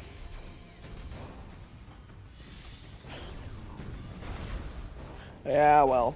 What is your command? Recruit is a diplomatic word. A lot of times they don't recruit anything. They just take what they want.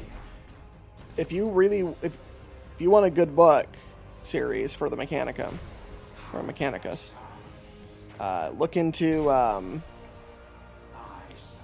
think the first book is called Priests of Mars by Graham McNeil.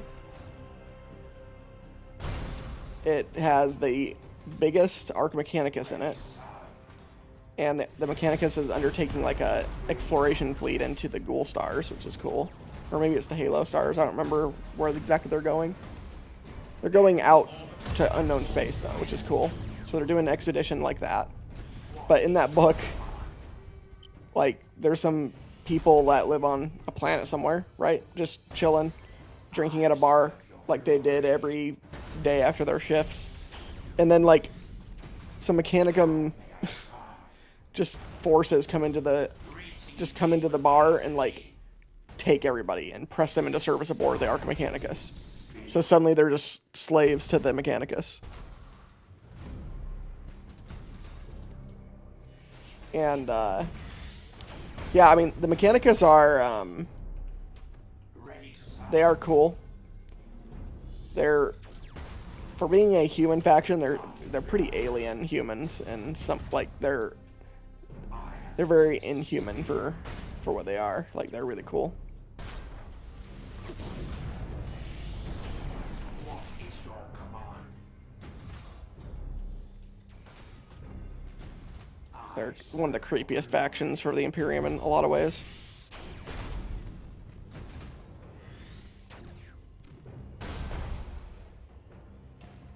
Ow, don't do that. Okay. Okay, we've got 2 down.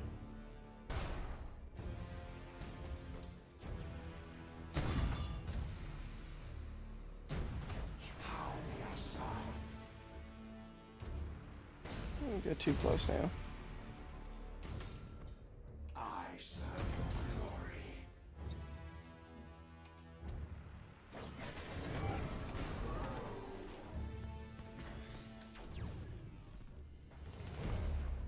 Yeah, it's Ready to serve. the Speranza is the name of the Arc Mechanicus in it. That was one of my earlier videos. Maybe you watched that. But the Speranza is really cool. And then Mechanicum in that book is really cool. You get to see a lot of different, you know, priest adepts that look different from each other. That's one thing that's cool about that's one thing that is cool about the Mechanicus, is that no two tech priests really look the same. They're all ultra customized and specialized. Like, I think one of the priests in those books is like, he has his brain separated in like 4 different jars that sit on like a spider mechanical body. Like, that's how he looks. Like, he doesn't even look human at all. Not even remotely. But then you got others that do look relatively human. You know, they have still have like arms, legs, that kind of thing. So like, it's just interesting to see the myriad differences between them.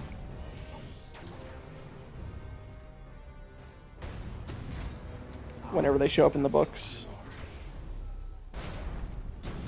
Another good one that's older now is a Grey Knights novel that takes place on a chaos corrupted Forge world that's been like lost in the warp for like 1,000 years or something, and then shows back up and some Grey Knights drop onto it.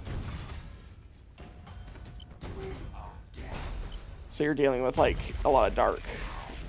I think it's called Dark Adepts. Dark Adeptus, I think is the book name.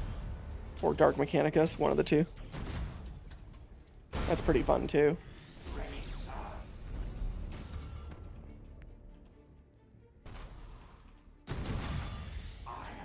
It's the trilogy of books that I'm talking about, by the way. The Speranza books are a trilogy. And they're really good. First one's called, I think, Priests of Mars. Second one's called Lords of Mars. Third one's called the Gods of Mars, I think. It might be the other way around for Lords and whatever I said. But third book, I believe, is the Gods of Mars.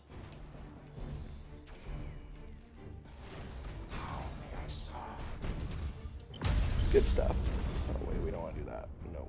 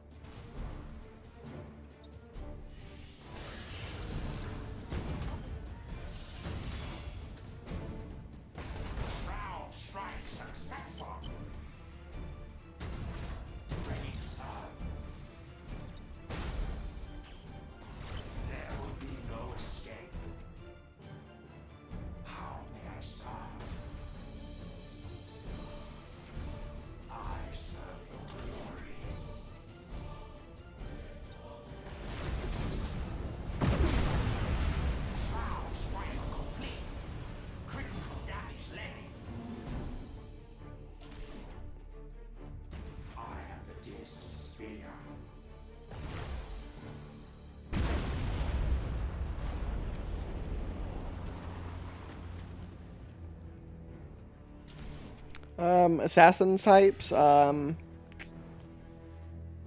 are pretty cool. Whatchamacallit? I like the Colixus Temple Assassins. Those ones are pretty cool. I think those are the pariah ones. And they wear scary skull masks, I believe. Unless that's the Eversers, and I'm getting it wrong. Eversers are like the hyper aggressive ones, right? That like they pump them up full of like berserk nonsense and just point them at the enemy, basically. Reassembling coherence.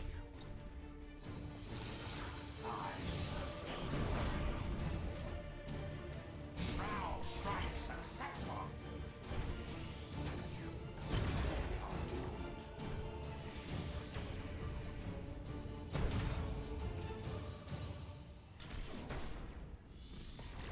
No, the black leather lady ones are different than what I'm thinking of.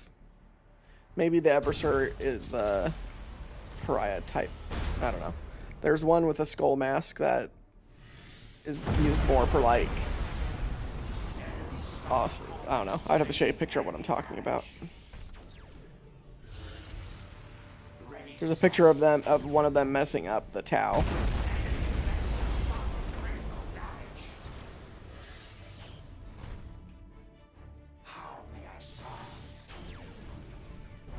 Oh man. Oh, this last leg there. Too bad my weapons go through shields. Good night. Yes, the psychic blank ones, yeah.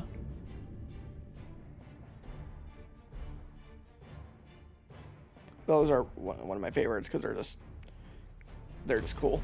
I just think they're cool. The ones that are the body glove ones that you're talking about, those ones are cool too because they tend to use katana warp blades, which is pretty awesome. But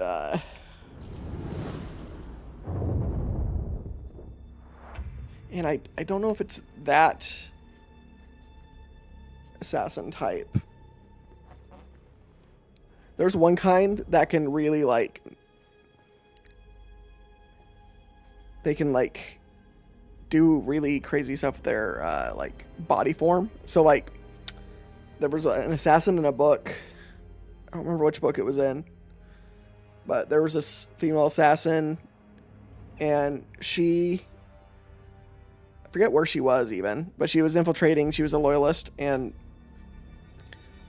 at one point she had to like retreat from an enemy like that was trying to find her, and she was able to like flatten her body like almost completely flat and like use that to like break her fall because she was basically like a freaking like flying squirrel at that point.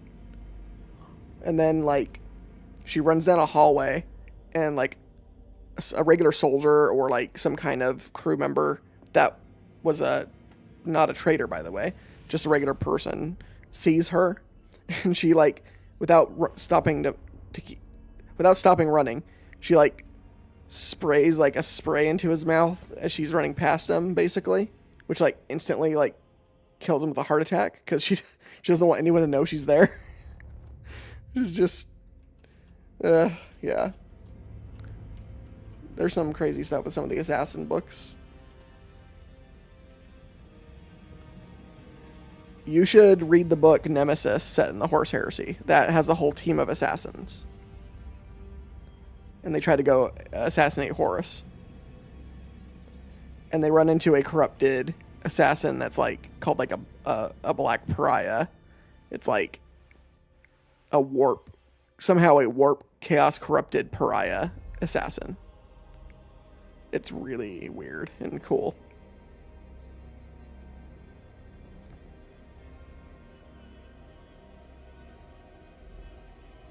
I'm pretty sure during the final fight with the assassins, this enemy assassin manages to like completely rip the skin off one of the assassins and then leans back and like lowers it, like the skin into his mouth. Like, ugh. Ugh. Like the assassin like tried to get in close when they're fighting him, and he just degloves him by ripping his skin off with like one yank of his hand. Like, jeez. You could have just killed the guy.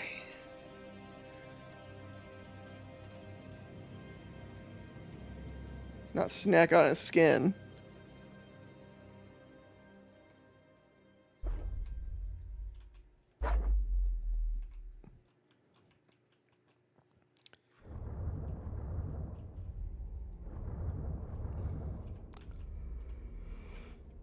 I wonder if the Imperium's going to win that fight.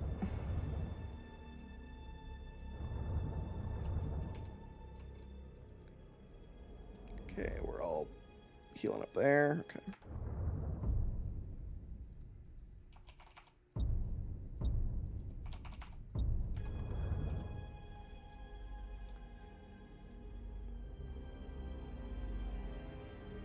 How long have I been streaming for? 2 hours? Jeez.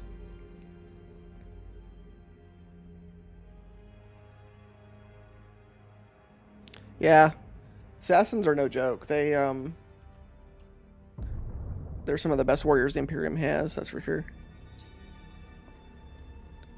Anytime Warhammer does some covered up stuff, I really like it. Like more secretive, covered up type cat and mouse games and wars and those types of fighters are my favorite stuff. More so than like the major conflicts and stuff. Although some of the absolute bonkers battles, especially like in like the Horus Heresy and stuff, have been really awesome. Like reading the End in the Death Volume 2. That book starts off explaining the state of the the palace of the Emperor and stuff. And it says that,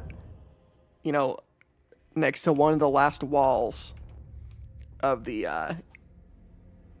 last walls that was being protected, the Loyalist forces are stacked 5 bodies deep against the wall. And then it specifies in the next line that those 5 bodies deep are all Titans up against the wall. There's like that many dead Titans just stacked against the walls of the final walls of the palace. Yeah.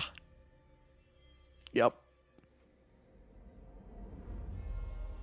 It's crazy, dude. The Siege of Terra goes hard. It's insanity. Like they describe that, and like the very final like wall fortress that the traitors like assault. Like this wall is constantly shaking from all the like cannon shells and things that's firing out of it at the traitors, to the point that the casings coming off of the guns is starting to create a hill of casings at the base of it. And the traitors are climbing up the spent shell casings of the cannons shooting at them to try to reach the top of the battlements. They're like scaling, like that's how crazy that fight is. Like the whole thing is just, the scale of that fight the whole time is just, gosh, it's awesome.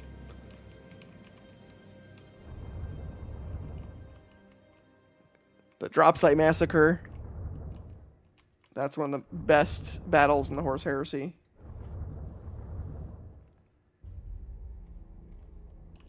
Yeah, I mean, well, the Loyalist forces mostly hunkered down at the palace, so yeah, the rest of the Earth got basically raided and attacked by Chaos forces.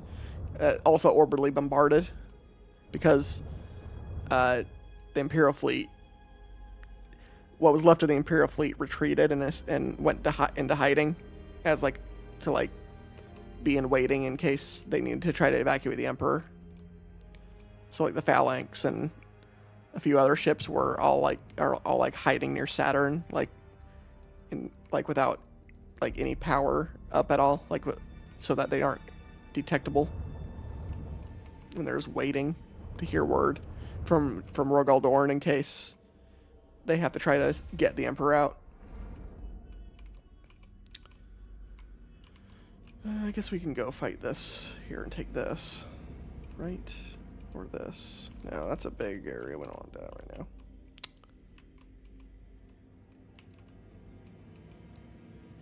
Let's see, 3 turns. Okay.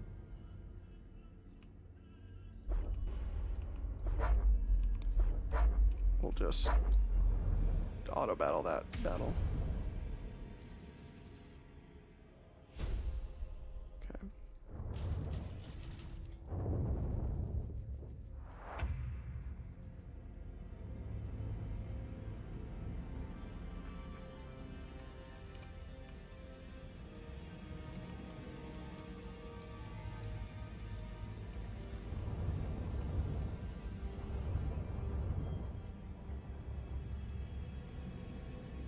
Yeah, I mean, so I don't know, like people are weird. Like, I'm not saying that the End in the Death volumes, or that the Siege of Terra, or that the Horus Heresy is some perfect group of novels or something, that it doesn't have some issues and, isn't the best written ever, but you can't fault it for the scale of the conflict being described.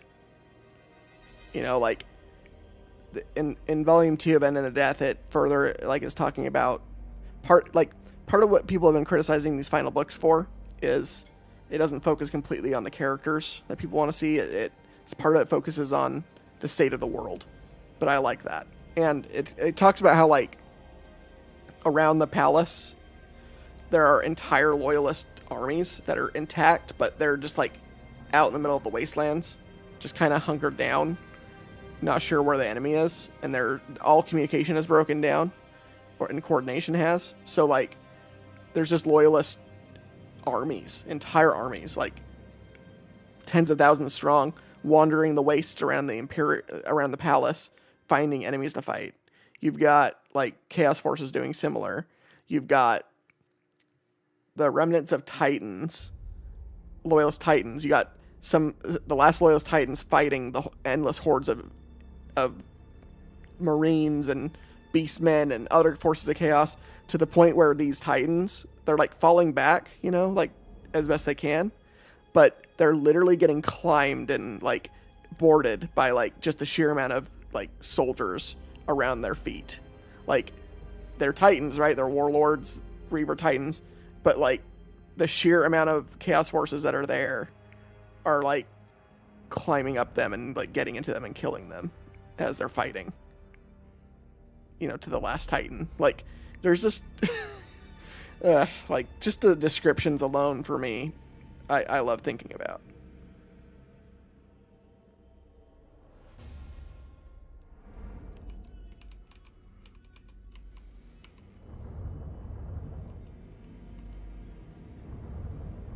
I remember a scene of some Imperial forces like watching where like the Titan legions had been fighting, and there was just a curtain of ash and smoke like near one of the like part of the wall, and they see a Imperator Titan walk out of the ash and smoke, and it's a loyalist Titan. So they, you know, the Imperial forces are like, oh yeah, great, an Imperator is here. But then they notice that the Imperator doesn't have a head anymore, and it's just like stumbling around, just like it's just walking blind, basically, like nothing's controlling it. Just, you know, like just all of it, dude.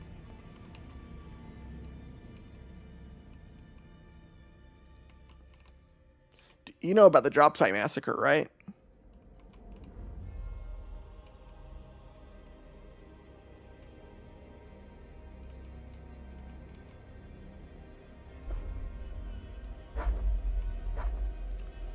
So, one of my favorite scenes from that book, well, I think I messed up. Oh well. One of my favorite scenes of that book is, oh shoot, I really messed up. Hang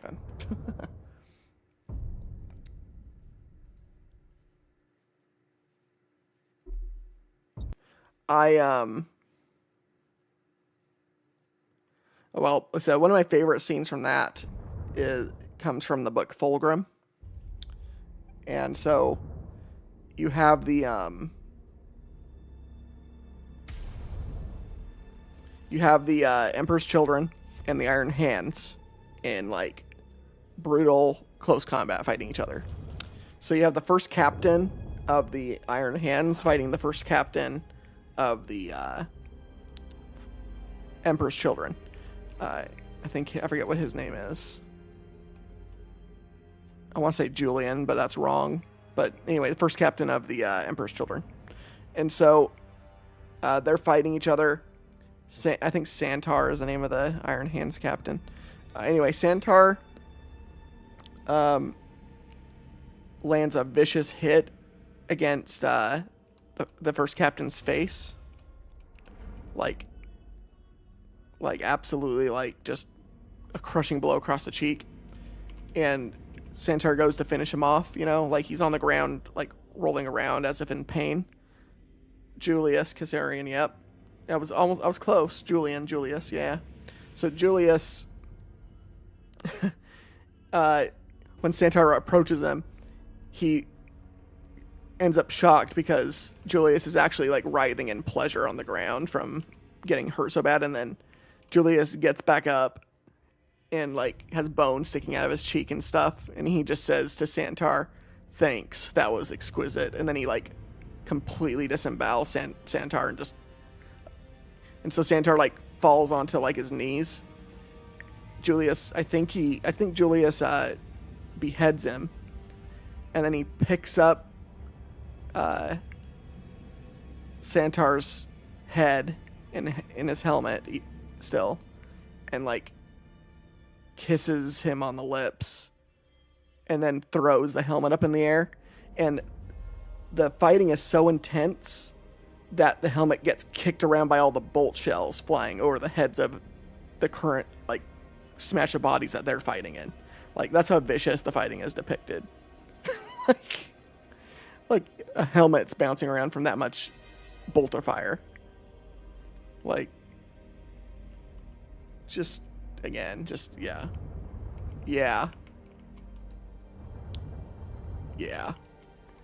Good times. Good times. Okay, why? Oh, there's a mine there. That's why. I was wondering why. I was like, I had 3 fleets. Why not? I wasn't paying attention. Okay.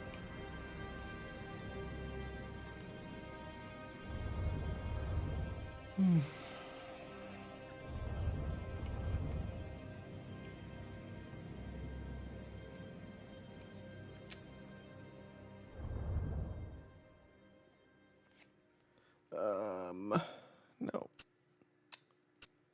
Nope. Can I even? Nope. Nope. So you had 3 loyalist legions versus like 6 or 7 traitor legions. So the Raven Guard, Iron Hands, and Salamanders were all but destroyed, basically. The Iron Hands were very diminished, so were the Salamanders really badly. I think the Raven Guard survived a little bit better, but not by much. And they were actually allowed to leave, unlike the other 2 legions, due to an Alpha Legion plot, actually. Where the Alpha Legion took the faces off of dead Raven Guard and surgically implanted them on their own men, and then put the Raven Guard armor on and sent them back to the Raven Guard Legion that was retreating, so they could leave with them as infiltrators.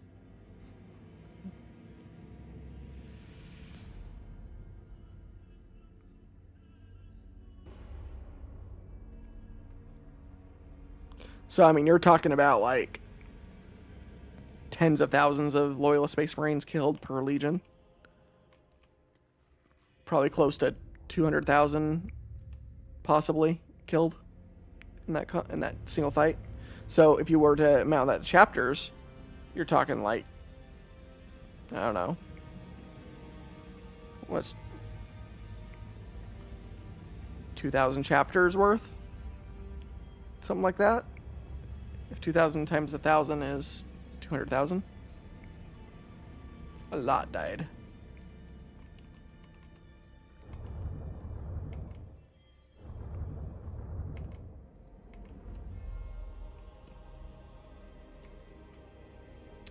Alright, I guess we'll send...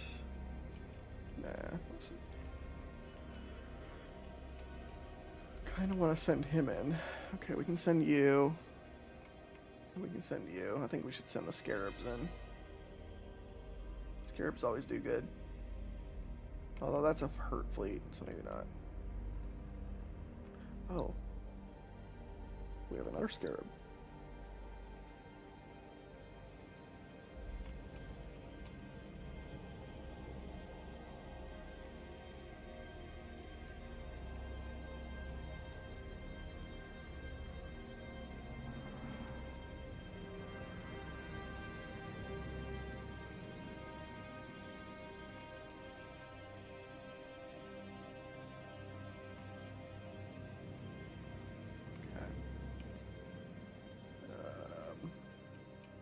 Scarabs.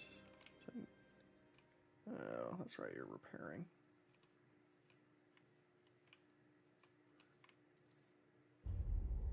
Should be fine. I think we'll be okay. We'll find out. I guess we'll find out.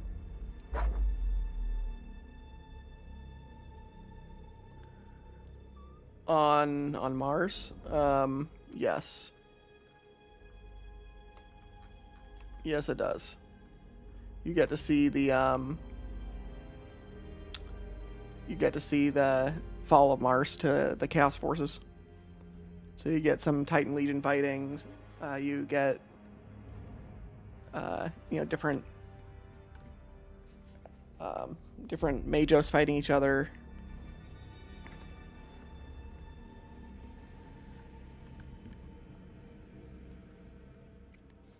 But after that, not too much. The next book that really does anything with the Mechanicus is much later on, and like during the Heresy era, apparently the Titan Legions were completely separate from the Mechanicus, even though they worked together. And on Terra, they like went through like a bit of a debate and argument over organizing into one single fighting force. As the Mechanicus as we know it gets formed in that book. I forget which book it is, but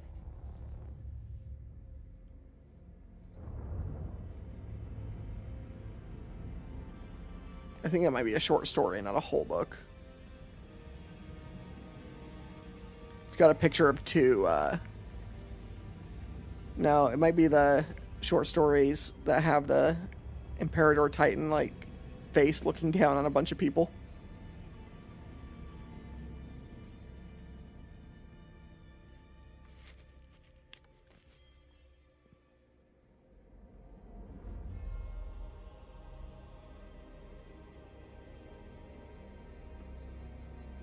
Let's do that. That's actually good.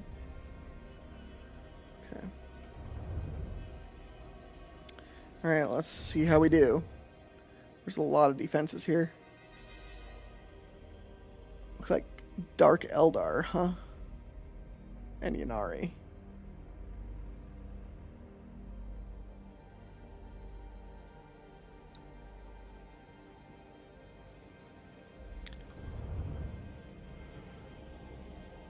Oh my gosh, I'm getting tired. I don't think I'm gonna go for too much longer tonight. I want to play a little bit of Total Warhammer 3.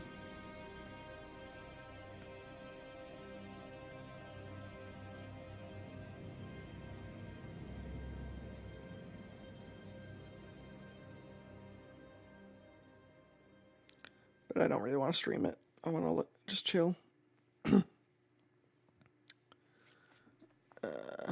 Yeah, I'm trying to keep to a schedule of just Fridays right now. I might do some random streams here and there, but I don't want to overwhelm myself, so I'm just trying to pace myself with both videos and streams. So yes, right now Friday evenings. So.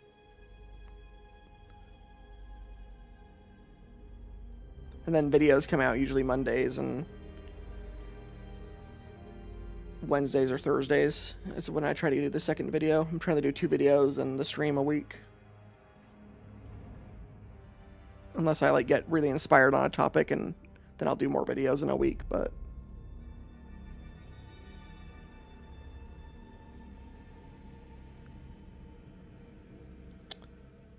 I'm not sure what the next video is going to be on yet.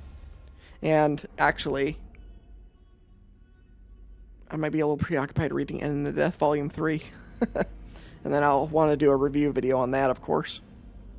But alright, let's see how this goes. Eldar actually are very weak, so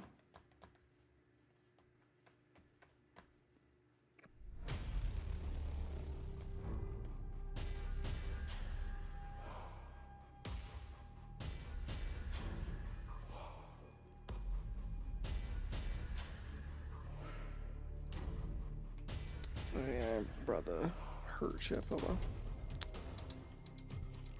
And it's actually a straight up fight, which is actually good for us. Where's our fortress? Right here. All of our stuff does look really cool in this game. I like their sail, like the solar sail looking stuff.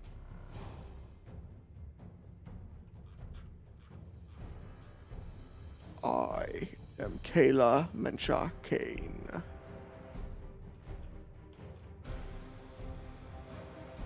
Good old Dawn of War. One of the surprisingly best novel series I read was the Dark Eldar Omnibus. I didn't know anything about the Incubus or Incubi cults of the Dark Eldar until I read that book, and the Incubi are so cool.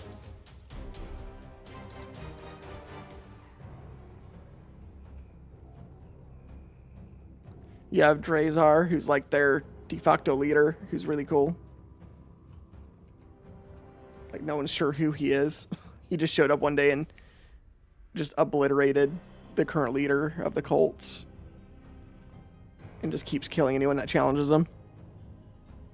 He's like one of the best warriors in the entire setting, and no one knows his name or where he came from. Some people assume he's just a suit of armor. Like, he never takes off the armor he's wearing. It's crazy stuff like that. Alright. I think we're good. No, we need a stance too. Let's do that. No, we're not going over there. Let's kill the fleets first. Then we'll go over there. Yeah, Kamarog. Yeah. Kamarog's crazy. Like, one of the things described in that book, in the omnibus, was like, there are canals, like, in the deeper parts of the city, but the canals are not filled with water. They're filled with runoff of, like, 1,000 different kinds of hallucinogens, poisons, and toxins. And so if you fall into the river, you, like, basically start tripping and also getting poisoned all at the same time until you die. Like, it's like a soup of, like, just a whole bunch of things. Yeah, I heard that you get to go to Kamarog in Rogue Trader. I will play that on this channel eventually. I don't have any money to buy that right now, though.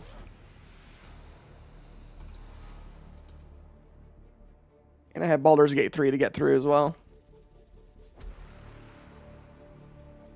What did you know? What part were you responding to? Oh my gosh, look at you. You're gonna die so fast. Look how cool this ship looks, and it dies to, like, a sneeze.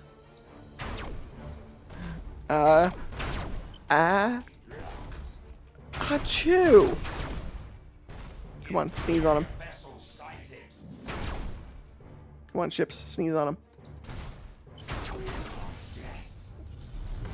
Sneeze on him. Come on. Yeah, whatever.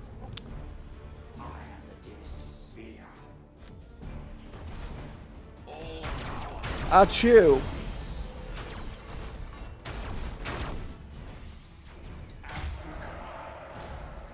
There we go.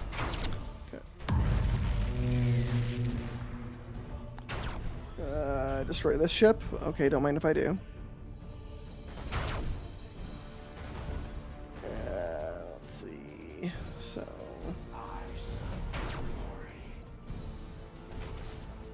Can't do that. Can't do that. Can't do that. Fine. Ready to serve.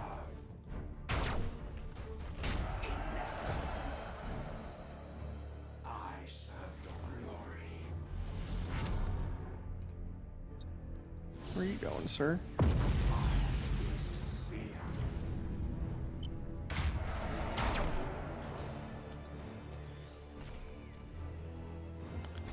Yeah, No, yeah, it definitely was not water. It wasn't your normal canal. Yeah. Literally, it's nightmare fuel in the canals, if you think about it. Quite literally, they have nightmare fuel in their canals. Is the best way to put it. Which is kind of hilarious if that was intentional.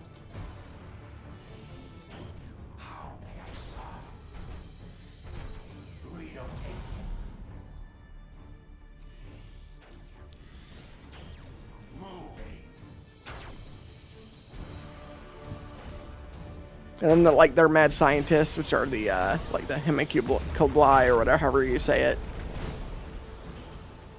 Hemiculus or whatever they're called. Like their mad scientists in those books are really cool too.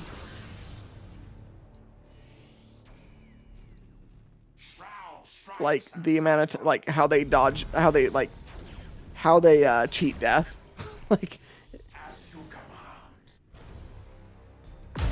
One of them in the book, he gets attacked by I think a rival Hemiculus, and when he gets killed, some random Dark Eldar somewhere else in the city suddenly gets turned into him because the Hemiculus had given him a ring or something that like kept his gene print in it or something, and upon his death, it would like force his soul into that person's body, and so he just like took over someone else's body. After being killed. Like, just what the heck?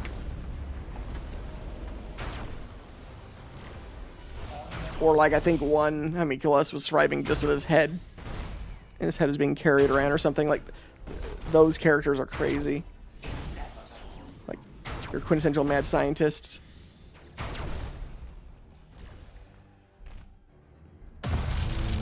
With crazy Frankenstein creations and whatnot. Yeah, they're like scientist liches. Yeah, they're basically undead. I mean, if you think about it, the Hemiculai, like, they're hardly even Dark Eldar. Like, they've augmented themselves so much over like millennia, like tens of thousands of years, some of them, that like they're almost their own species, basically.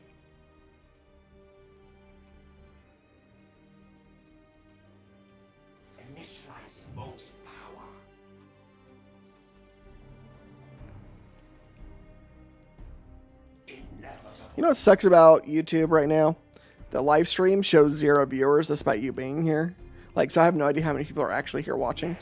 Like, it doesn't tell me actually. Like, nothing accurate at least. What is your command? Time locked. It shows me 1 concurrent viewer. Which is you, I presume. It's showing me.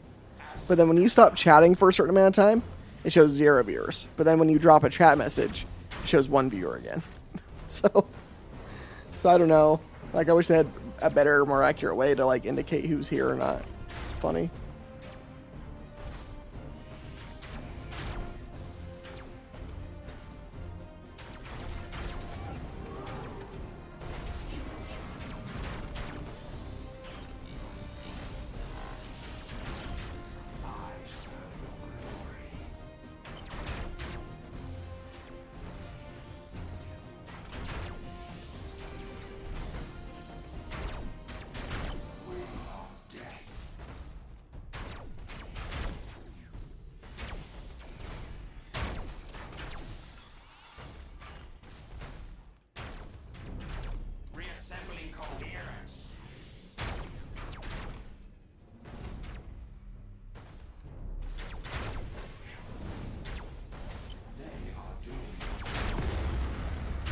Got you dead.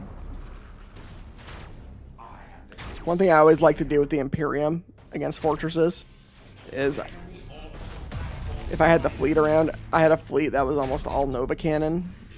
It had almost all Nova Cannons. And you could just overlap Nova Cannon shots and like obliterate like all of the small fortresses all in one shot and like half the health of the main fortress. It was amazing. Love doing that. How may I serve? Energy to recoalescence. I serve glory. Yeah. Impossible. Cannot comply. Reassembly coherence. On the march.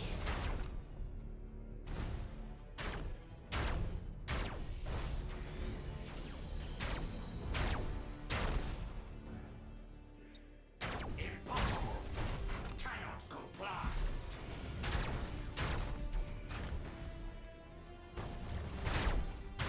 Energy to weapons array.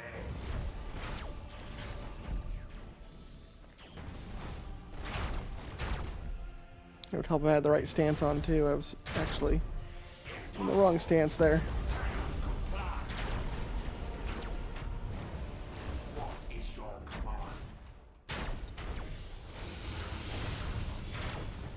Ready to serve.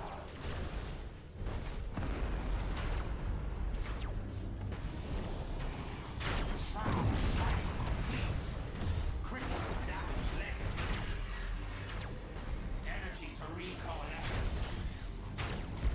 Enemy vessels suffer critical damage.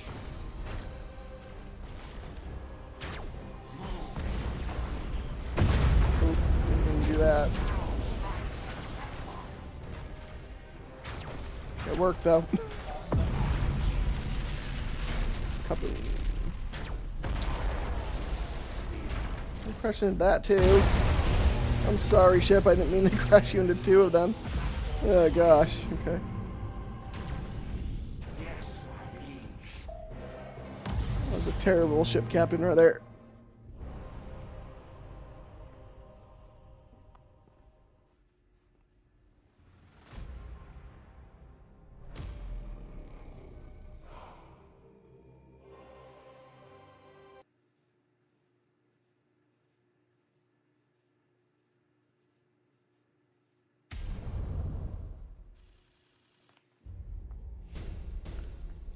Alright.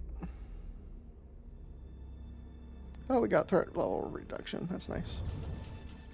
Well, we sort of did. From Eldar, I guess. Okay. So we did that. What else can we do? Anything? We can go clear out them, I guess.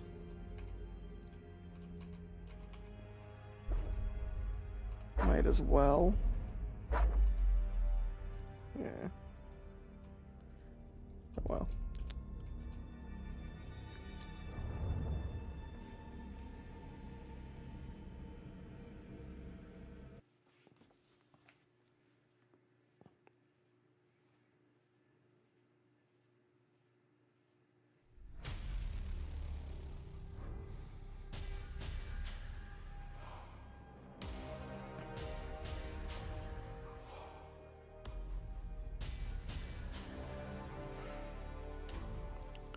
That latest video I dropped is almost 1,000 views. Very nice. Okay. That's very good for me. It's like it's the fastest. It's the video with the fastest views that I've ever had so far, in terms of rate. It's gotten out to people. I'm glad you think so. I kind of figured it would be, and part of the reason I figured it would be is I actually thought that it's one of my best thumbnails, so I feel like it drew people in a bit more too. I've kind of struggled with the thumbnails a fair bit. I feel like, and this one just felt really good when I made it. I was like, I feel good about this one. You have seized a strategic area. Initialize motive power.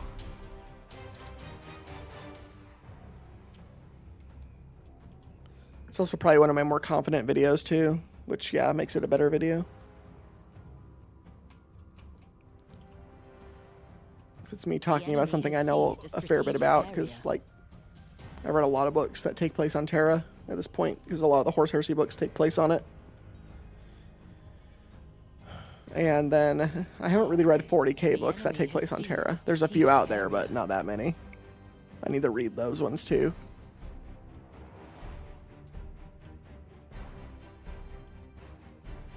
Ready to serve.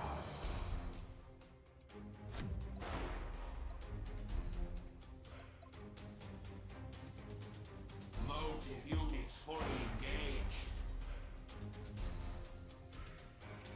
I serve your glory. Yes, my liege.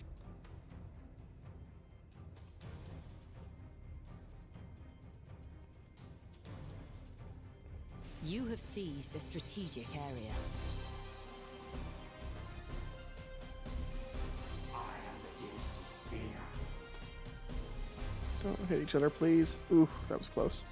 There will be no escape. Ready to serve. They are doomed.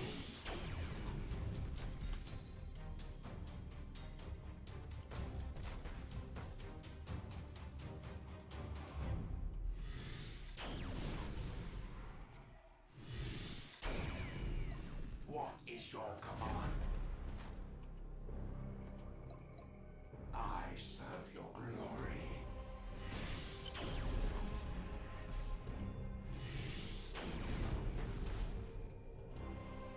How may I serve?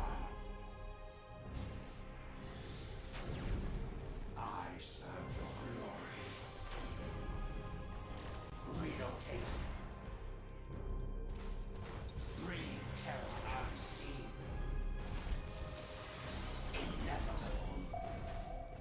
Stay away from the big, mean Chaos Fortress right now, please. On the march.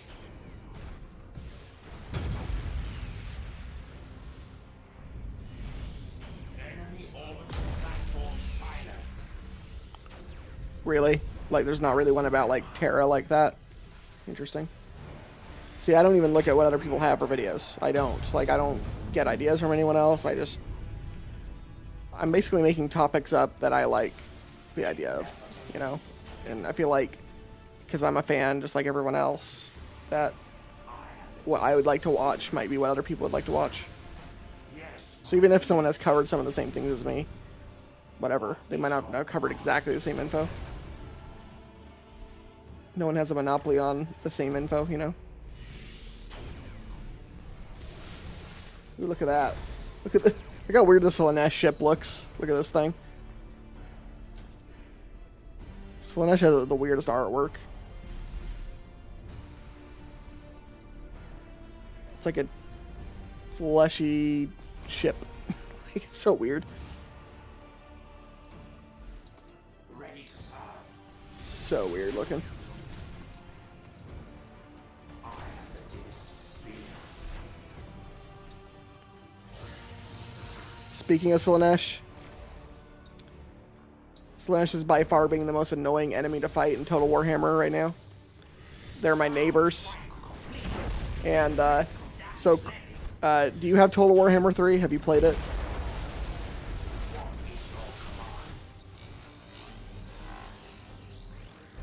The enemy has accumulated Well, 25% of they're not the things you're thinking of, Ryan. I know you're making a joke, but it's probably a lot worse than we're thinking. Some pretty gnarly stuff has probably happened. Some straight up Hellraiser nonsense. Okay, well, have you ever played as Khorne? Have you done you've done the Chaos campaigns, right? Of Total War 3. Oh my gosh, get off of me. All their ships are really damaged already, which is good. All power to motive units. How may I serve? Engaging weaponry. Ready to serve. Ooh, that was a good hit.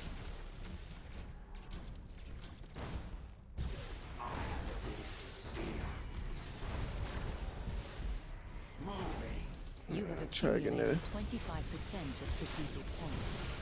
Oh, really? Corns remain? Cool. So, have you ever had it where, you know, like the volcano area you start out at? Have you ever had it where it's taken over by the influence of Slaanesh, and so instead of lava, you've got like purple goop coming out of the volcano and stuff? That's how my area looks right now, because it's overtaken by Slaanesh influence and it's annoying me. Well, I'm about to go on a murder spree against all of the Slaanesh forces, though, finally. Although I was getting harassed hard by a Chaos Warrior force. Oh my gosh, they were annoying me so bad. So eventually I just went and completely clocked them, and now that they're handled, it's Slaanesh's turn to die. Energy to weapons array. Yeah, it's like I want to go back to my happy, you know, lava decorations, you know? Like, not your weird purple liquid decoration, Slaanesh. Freaking weirdos. Reassembling coherence. Ready to serve. Engaging weaponry. That being said, I am the Dynasty Sphere. one of the other heresy books is you have Lorgar going into the realm of chaos to like the palace grounds of Slaanesh, actually. And Lorgar is like looking for Fulgrim Energy to recall. because Fulgrim is chilling there as a demon prince now. There will be no escape. And Lorgar's like, hey, come help us fight at the Siege of Terra. And Fulgrim's like, nah, I like it here. I don't want to. I'm not interested in the battle anymore, in the fight anymore. And the way they depict that area is really cool. I killed off Nurgle pretty fast. There's no Nurgle forces around. Neither are there Zench forces. Slaanesh killed off the Zench forces, and then I killed off the one Zench force. The Nurgle force died out. That was near us. So now it's just Slaanesh and me. Coherence.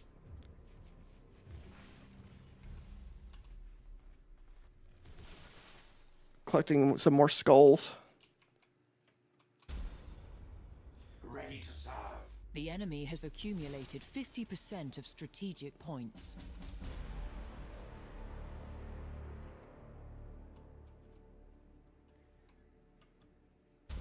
I am the Dynasty Yeah, the way Korn plays is fun in that game.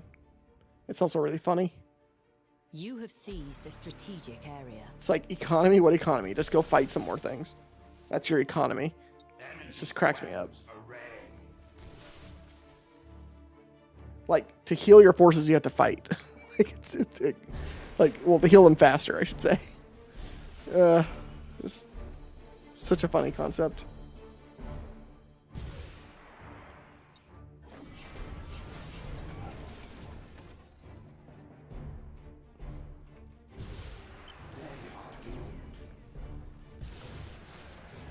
Oh, that was annoying. That might be a dead ship then. Victory probability slipping. On the march. Yeah, it's gonna get wrecked, unfortunately. I serve your glory.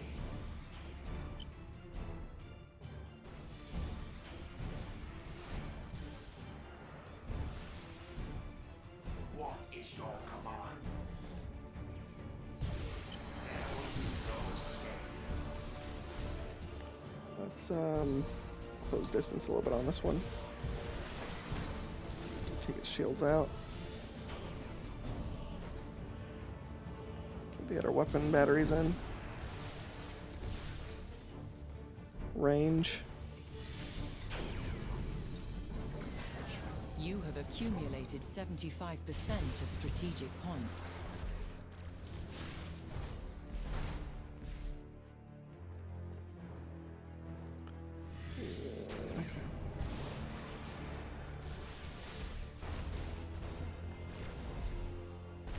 How may I serve?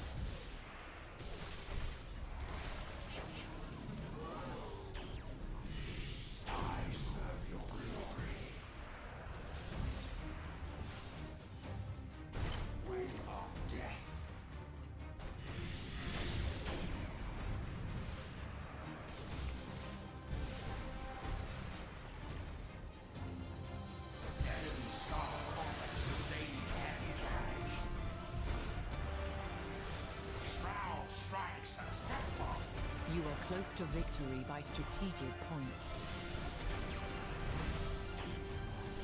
Almost close by defeating this.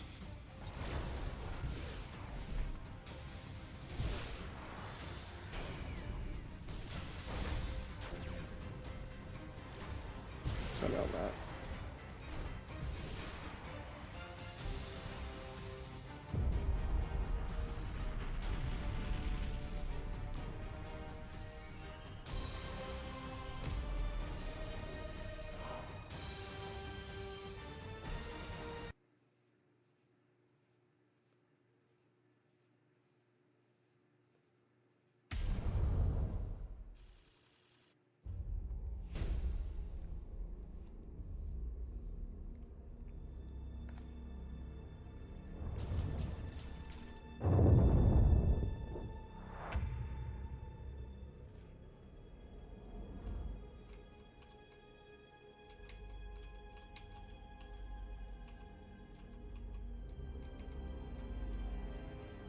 Okay, if we secured this area then, other than that one world, we can get that back too in a minute. Okay, so we got 3 turns left here. Okay, they're all there.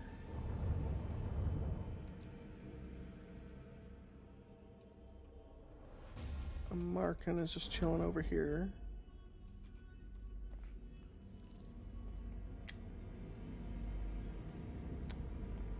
Let's just do this. Let's go into these ships. What are we at for known, actually? We're almost a battleship class. That's cool. So let's wait for that, I guess.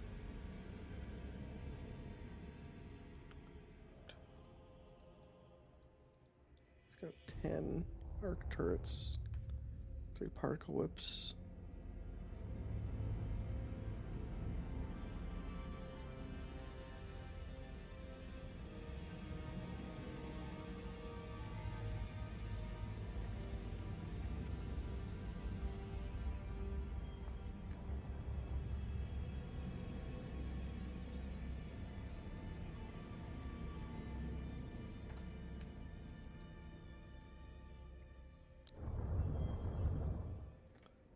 Still in a cruiser though, and he's my main hero unit.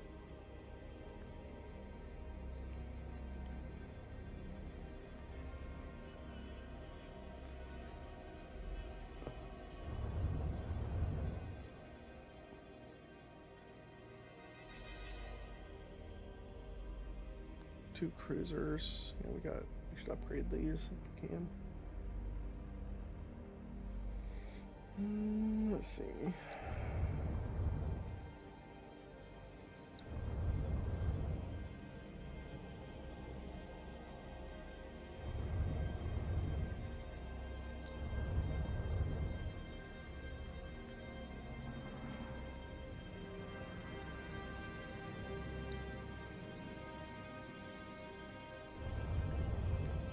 Okay.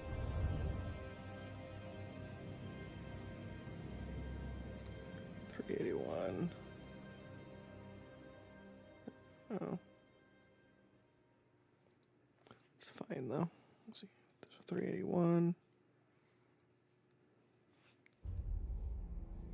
Oh, we do have a room for this if we. Okay.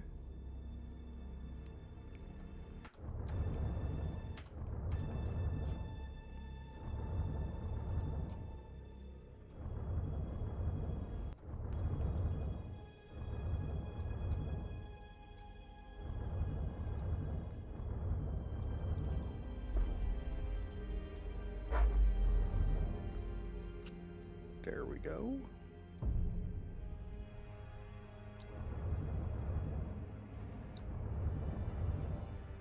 There, that's a much more suitable flagship. Okay, so we got that.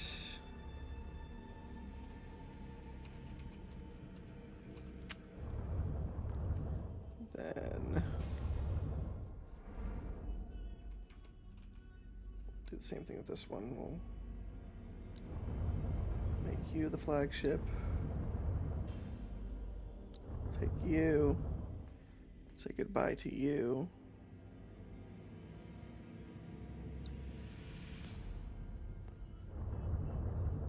And then new ship. Oh, we're not gonna be able to buy it yet. Dang.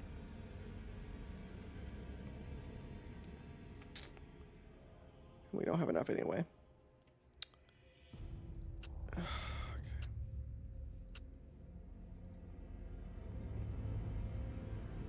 Now we have enough, but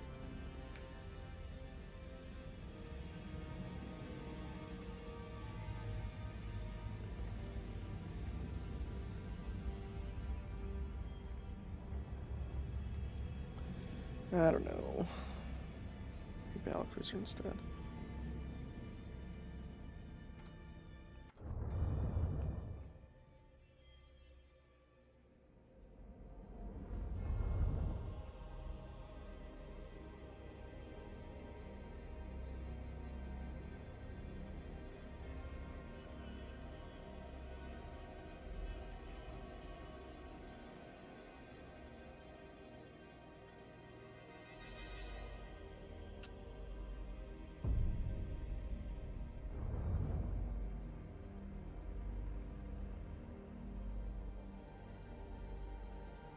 Oh.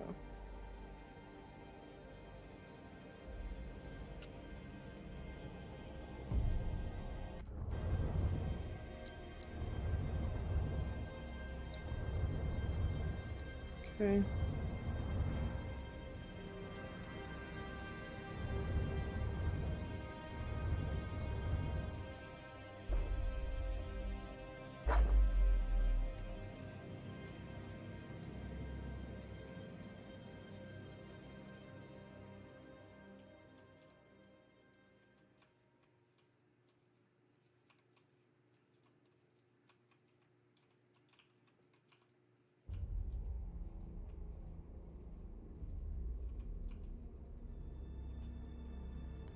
In a battlecruiser. Okay.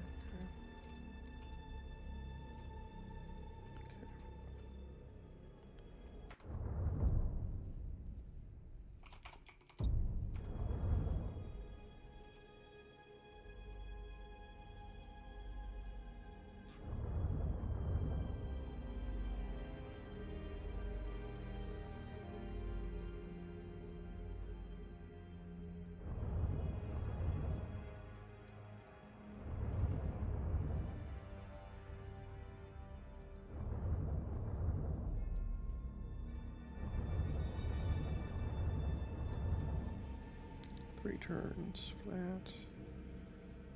Okay.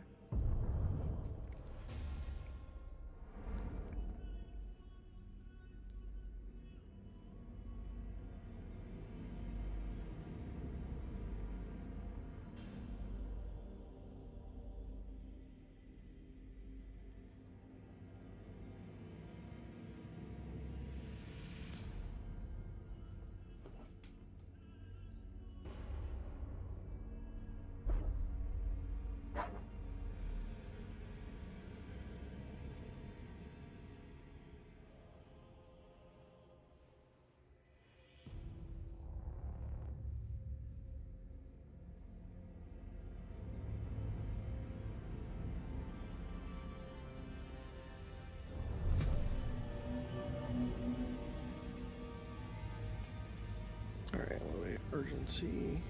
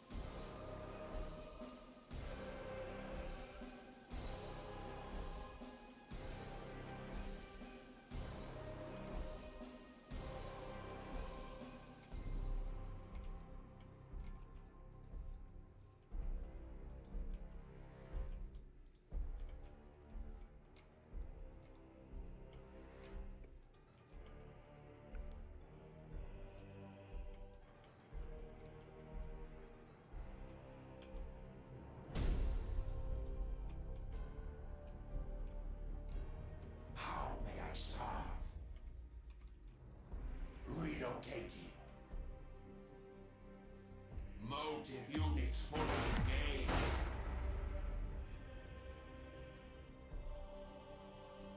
Drop void anchors. I am the Dynasty's spear.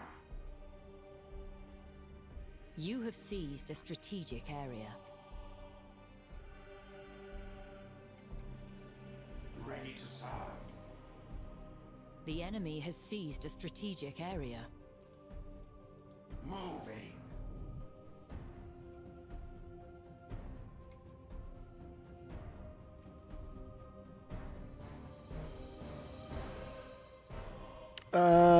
So far I've been messing with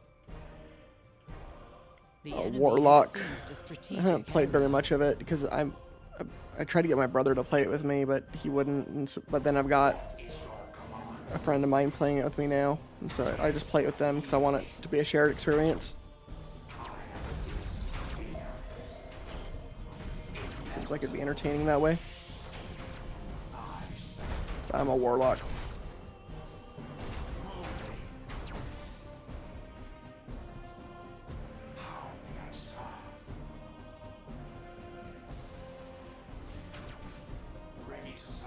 The spells and stuff seem interesting in that class.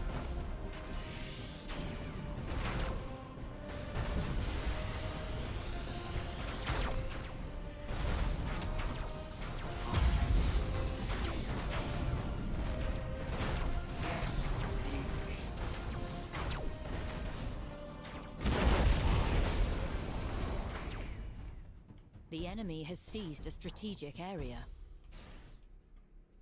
On the march. Inferior vessels sighted. How may I serve? Inferior vessels sighted. Energy for reconnaissance. Inferior vessels sighted. What is your command? Relocating. How may I serve?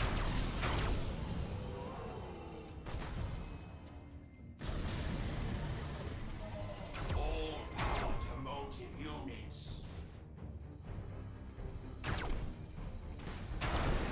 Inferior vessels sighted.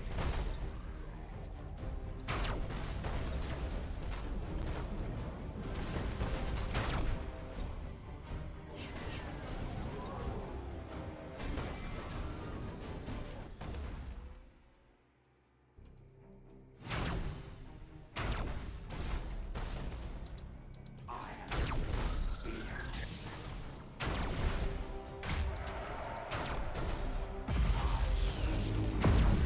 You have seized a strategic area.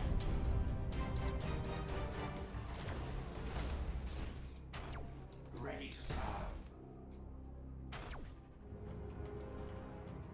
I am the Dynasty's spear.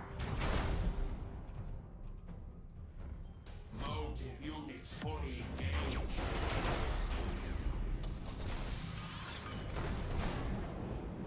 Carotech swarms have breached the enemy. I serve your glory. Unlocked. What is your command? Engaging weaponry.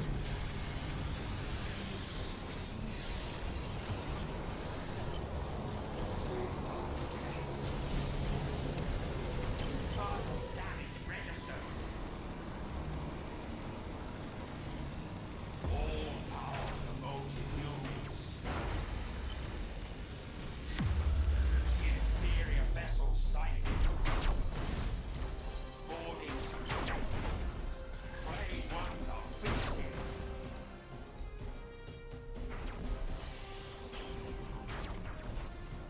Can they do a lot of damage? Cool.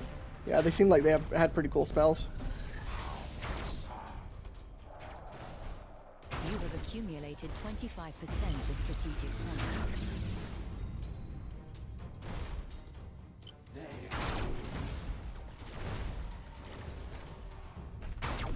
Initializing. Yeah, all the magic classes look interesting in that game. Ready to serve. There will be no escape. As to command.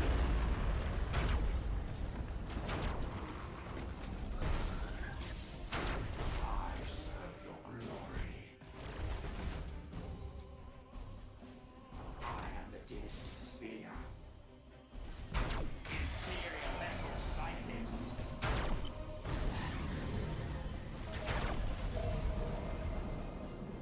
What is your command?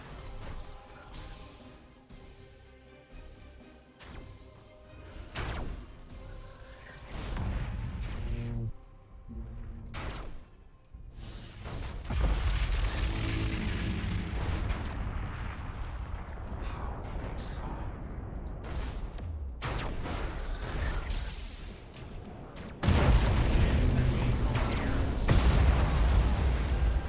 Yes, my liege. The enemy has accumulated 25% of strategic points. Target locked. You have accumulated 50% of strategic points.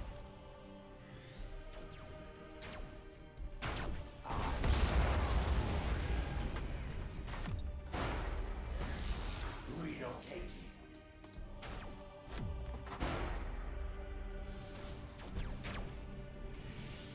Ready to serve. Energy to recoalescence.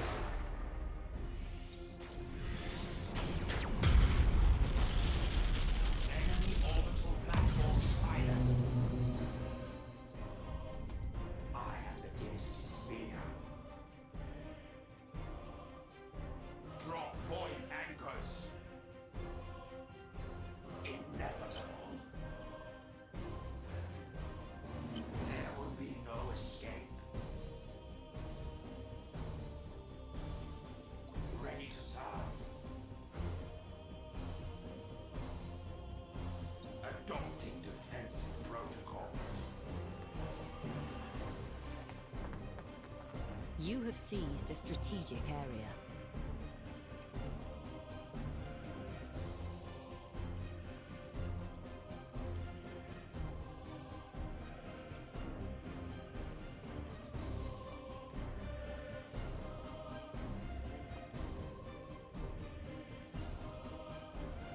You know that new game, Stormgate that's coming out?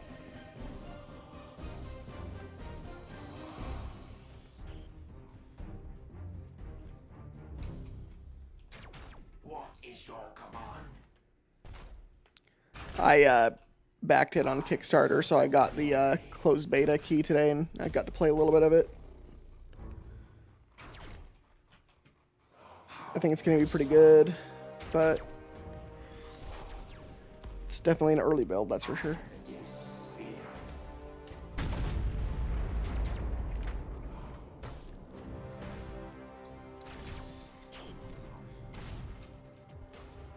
Reassembling coherence.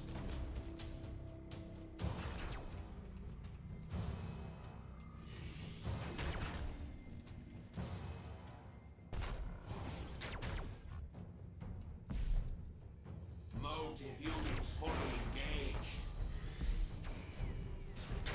You have accumulated 75% of strategic points. We are death.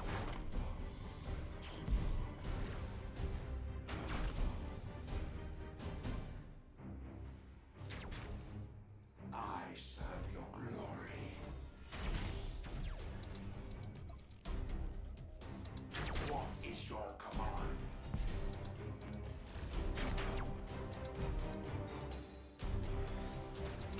Yeah, I was once in Diamond League for Zerg and StarCraft 2. This game is basically the successor to StarCraft 2 and Warcraft 3, so I think it's going to do pretty good. It's going to be nice to see it when it's fully polished up and everything. Ready to serve. Enemy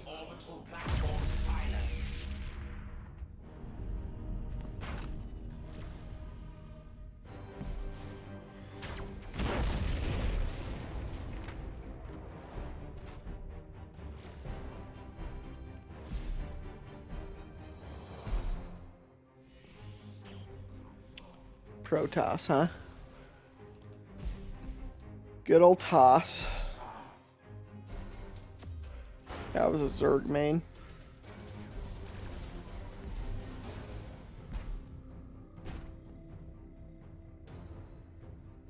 I am the Dynasty's spear.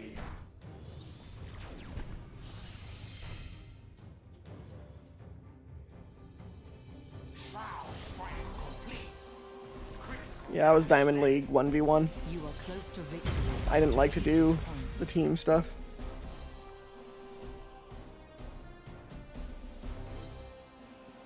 I like to only rely on myself. I don't like when I have to rely on others. Because you can't trust other people.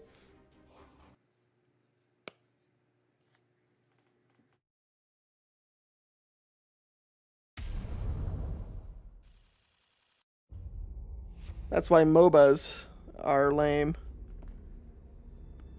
I guess we just lose. I can try my hardest, but I'm just gonna lose. Oh, you're just gonna not play? Okay, I guess we just lose then. Thanks a lot. Love you forever.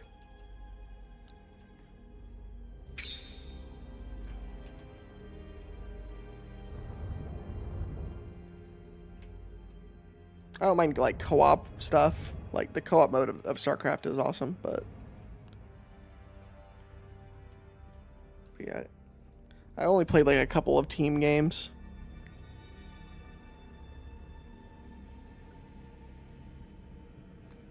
That's how they felt to you?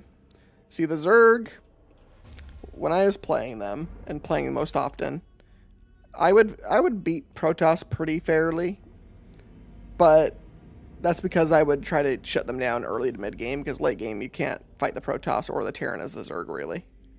It's too hard. And then Terrans were really big into mech and turtling fortresses at that point, and I did not know how to fight at that back then, so I always sucked at that too.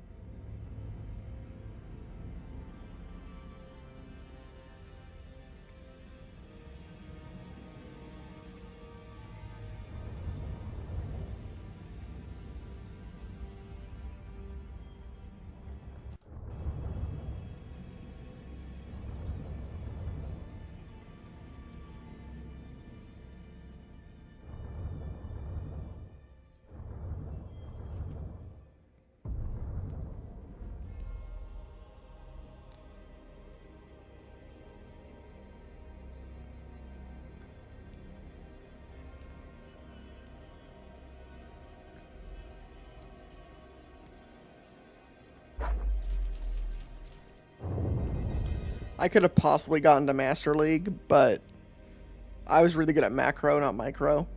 And I knew in Masters I would just fail at all the micro masters that were there.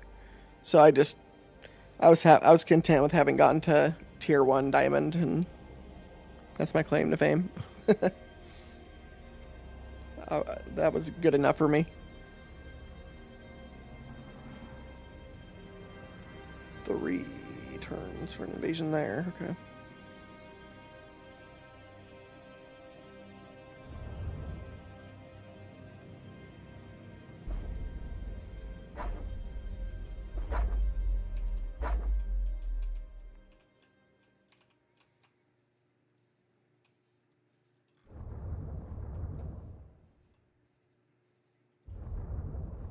Okay, so we conquered this land. Okay, what Tyranids are showing up here too? So 3 turns, Tyranids here. Tyranids are showing up over, or Imperial forces in 3 turns over there. Okay. We have enough forces to guard everything at least.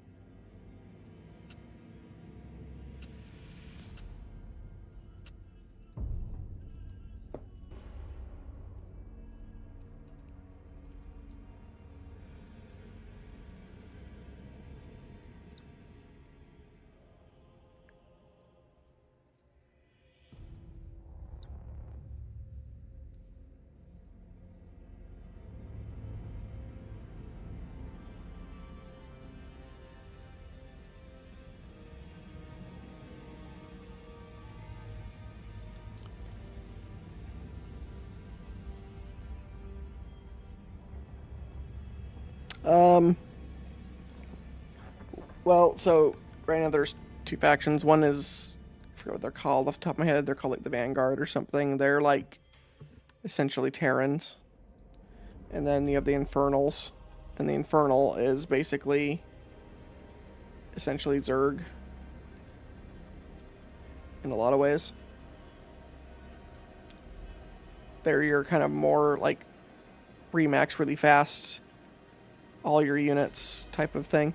And they got kind of a equivalency to creep spread, things like that.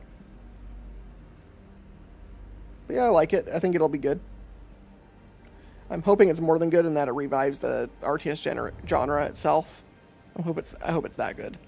The other companies see it and want to make some money, and so they try to, make something.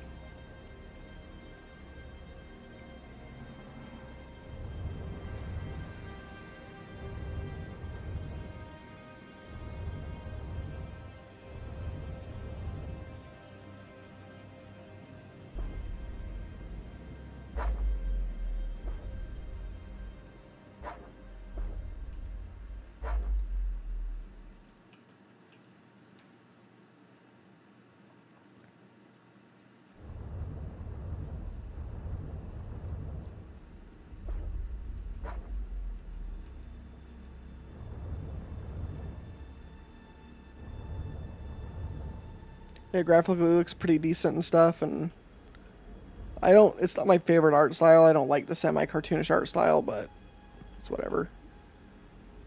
It looks like the units and everything look cool enough.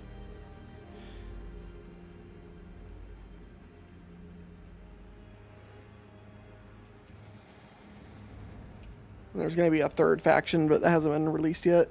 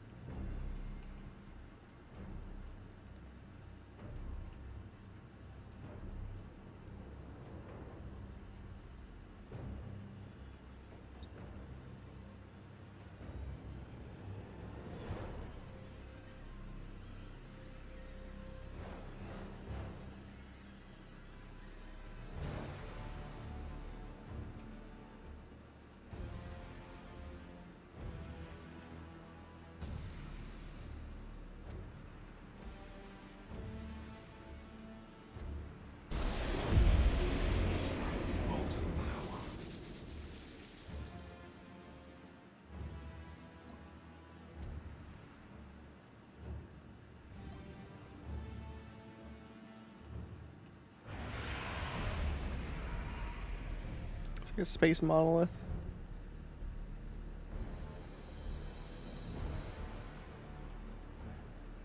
Yeah, I love the monolith in Dawn of War. I serve your glory.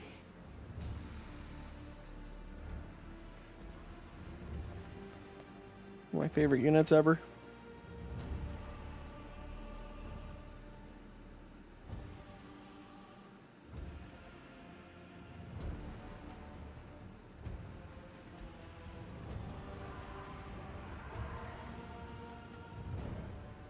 Good old Dawn of War. What is your command? Hey, if Stormgate does well, maybe Dawn of War will come back. Warhammer continues to grow in popularity, so maybe we'll get RTS and Warhammer again one day. Like a true RTS, not Total War. It's like more 4X, but...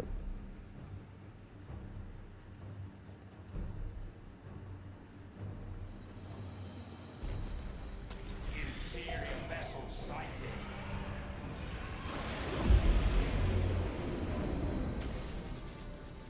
I serve your glory.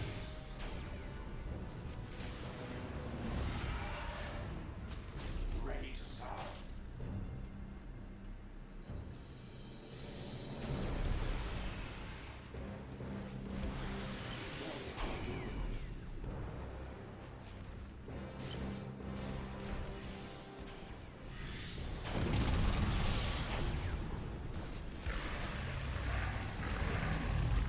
Inferior vessel sighted.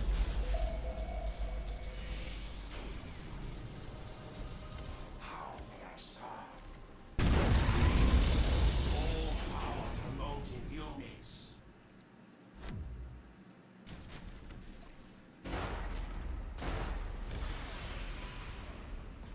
I am the dynasty spear. Moving. Engaging weaponry.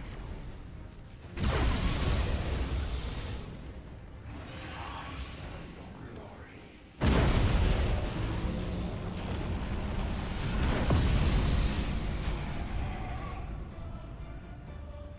What is your command?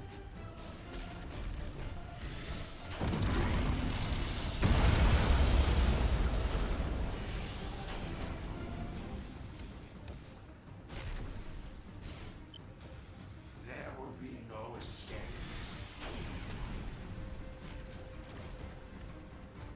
Ready to serve.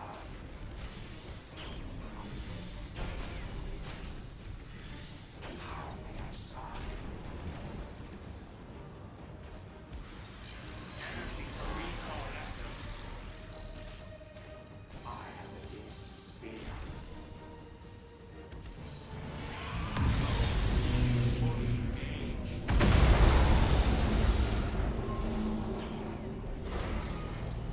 What is your command?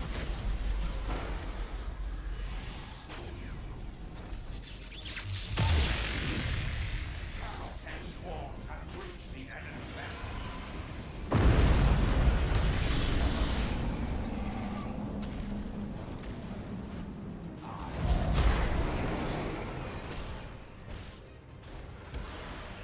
As you command.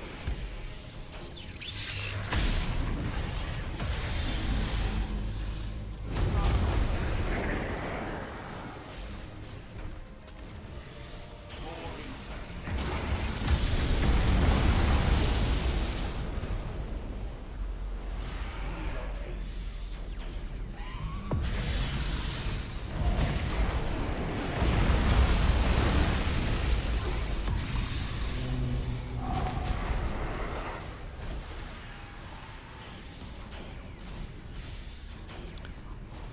I don't know.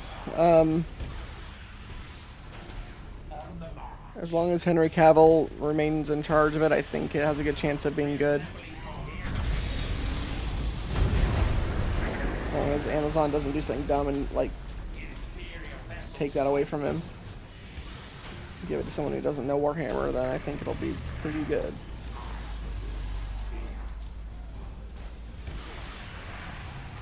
All power to motive units.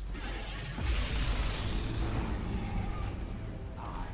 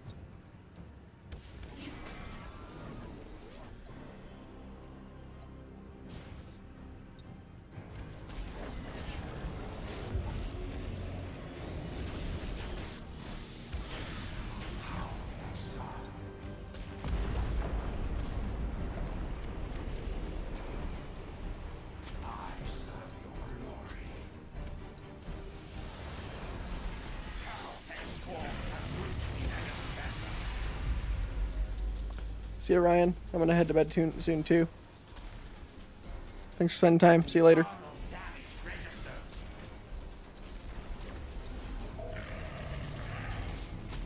Boarding successful. Frayed ones are feasting.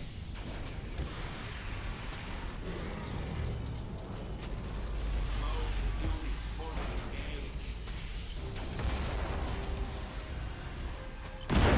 Swarms have reached the enemy vessel. Ready to serve.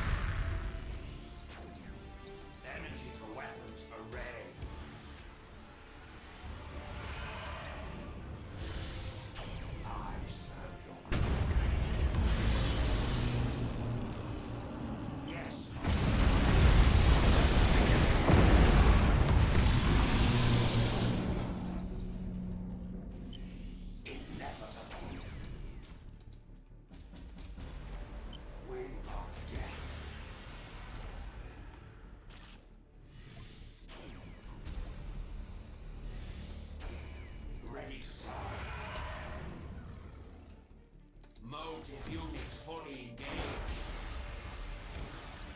Engaging weaponry. Initializing motive power.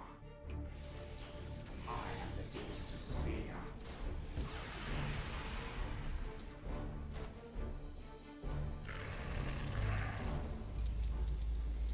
They are doomed.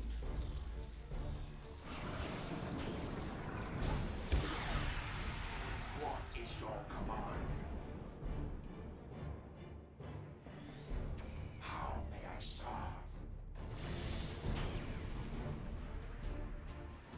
All power to motive units.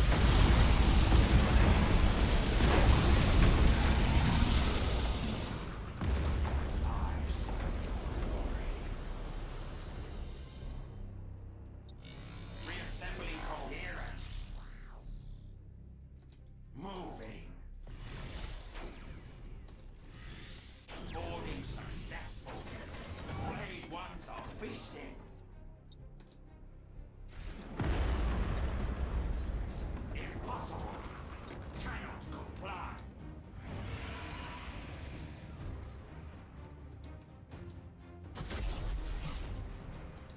Internal damage. I am the Dinister Sphere. On the march. Initializing motive power. What is your command?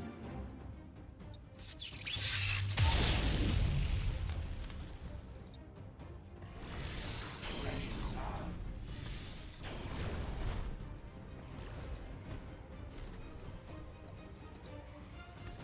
What is your command? I serve your glory. Inevitable. As you command. Moving. Target locked. How may I serve?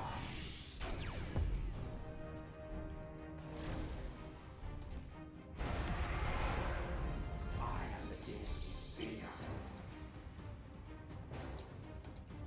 Ready to serve. How may I serve?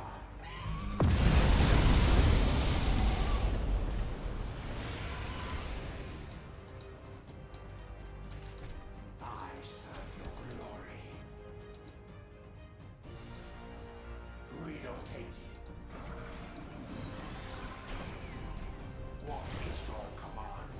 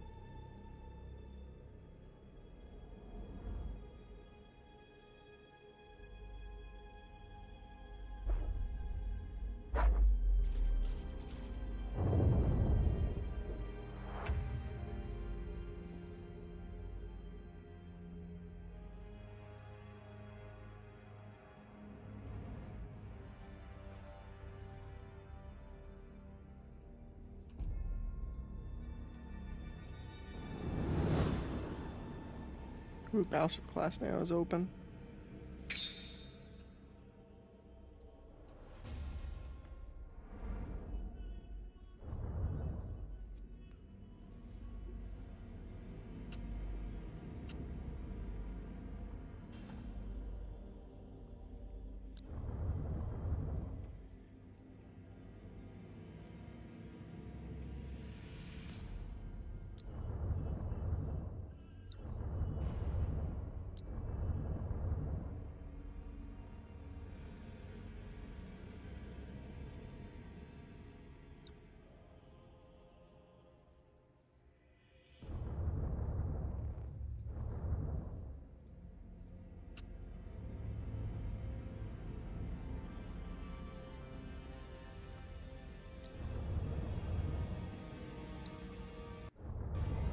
Dang it. That sucks.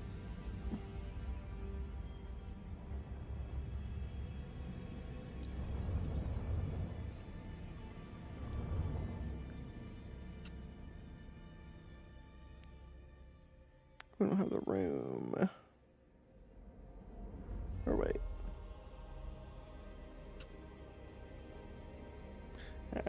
Now we do. Okay. This is a battleship. There we are. Look at you.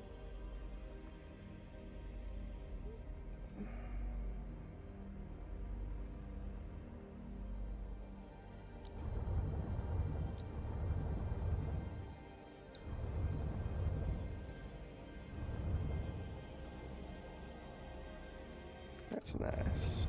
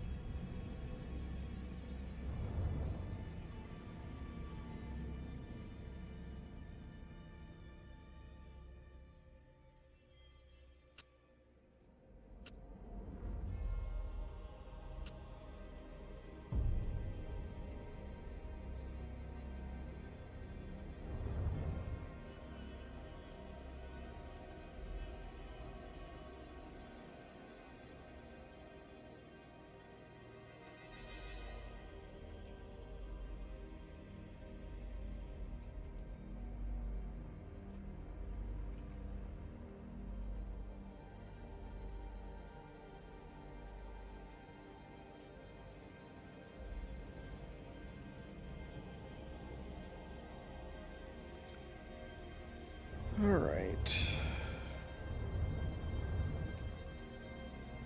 Oh, right. We need to go here.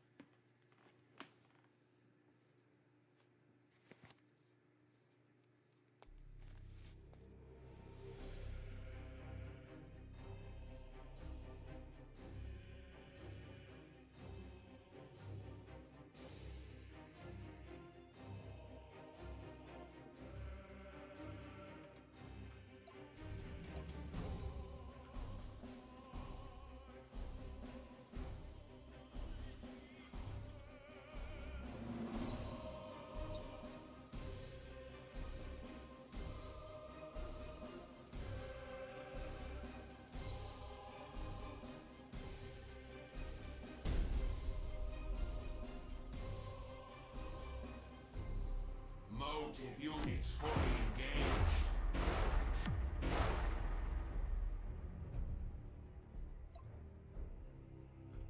You have seized a strategic area. Yes, my liege. I serve your glory.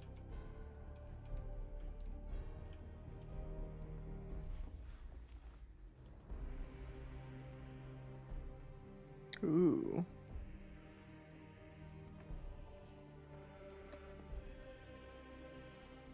Ancestral Terror. That's interesting.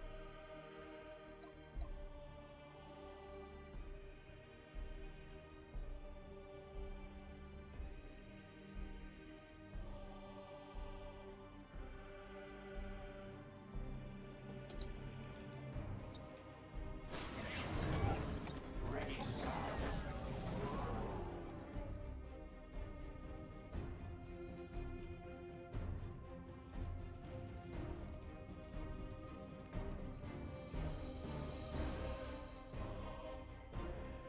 I am the Dynasty's spear.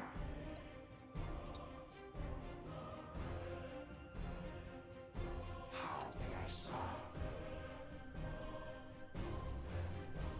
All power to motive units.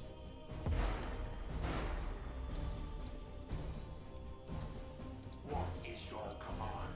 The enemy has seized a strategic area.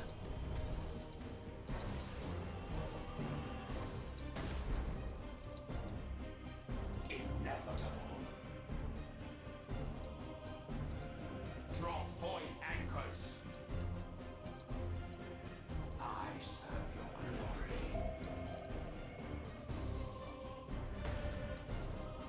I am the Dynasty's spear.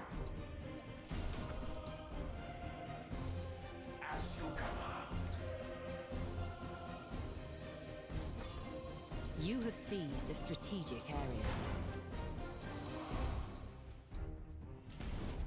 Inferior vessel sighted.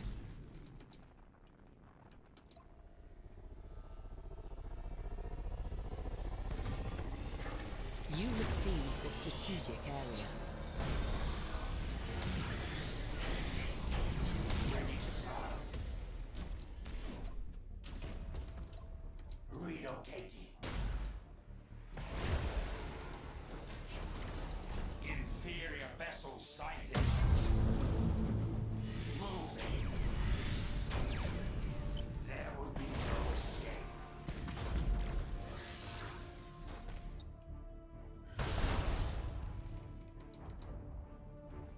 What is your command? How may I serve? I am the Dynasty's spear. On the march. Motive units fully engaged.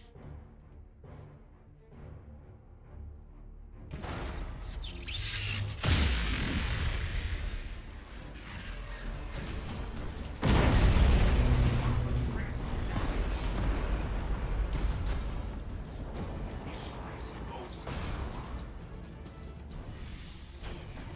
Shroud strike successful. Way of death. I serve your glory. Shroud strike complete. Critical damage there.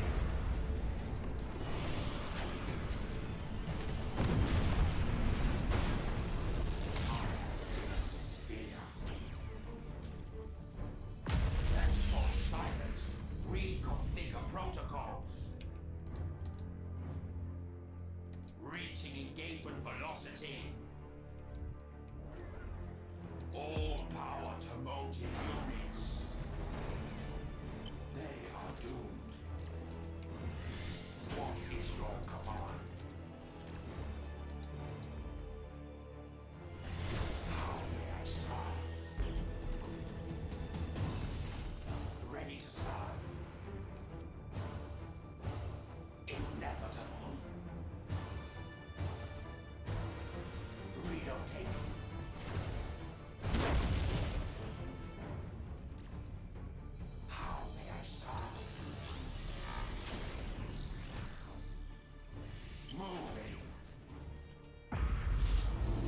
is your command? The enemy has seized a strategic area. I am the dearest spear. As you command. You have accumulated 25% of strategic points. Energy to recoalescence.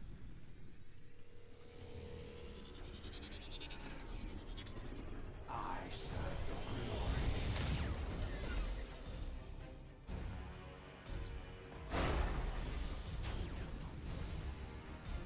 What is your command?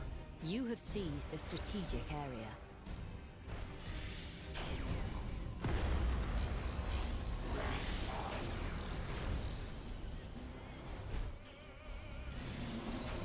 I am the dearest.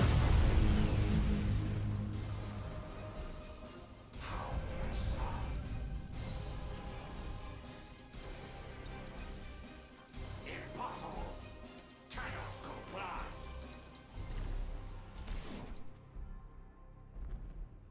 Motive units fully engaged.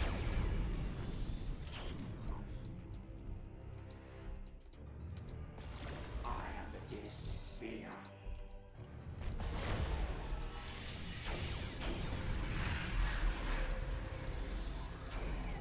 I serve your glory.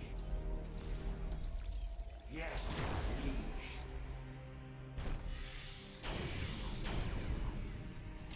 Ready to serve.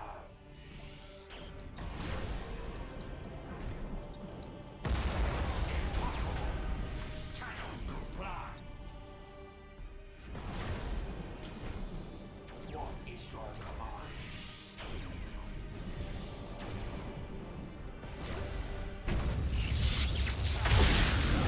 Reach the enemy vessel. Ready to serve. Boarding successful. Frayed ones are feasting.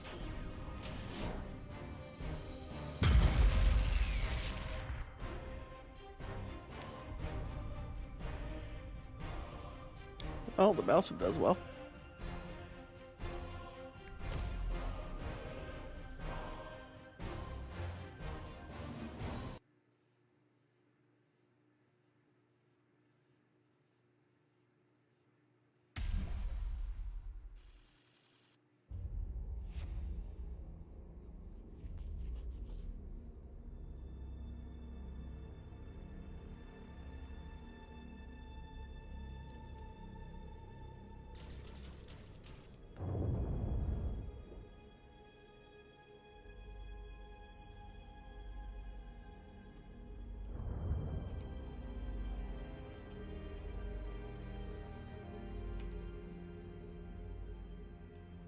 Okay.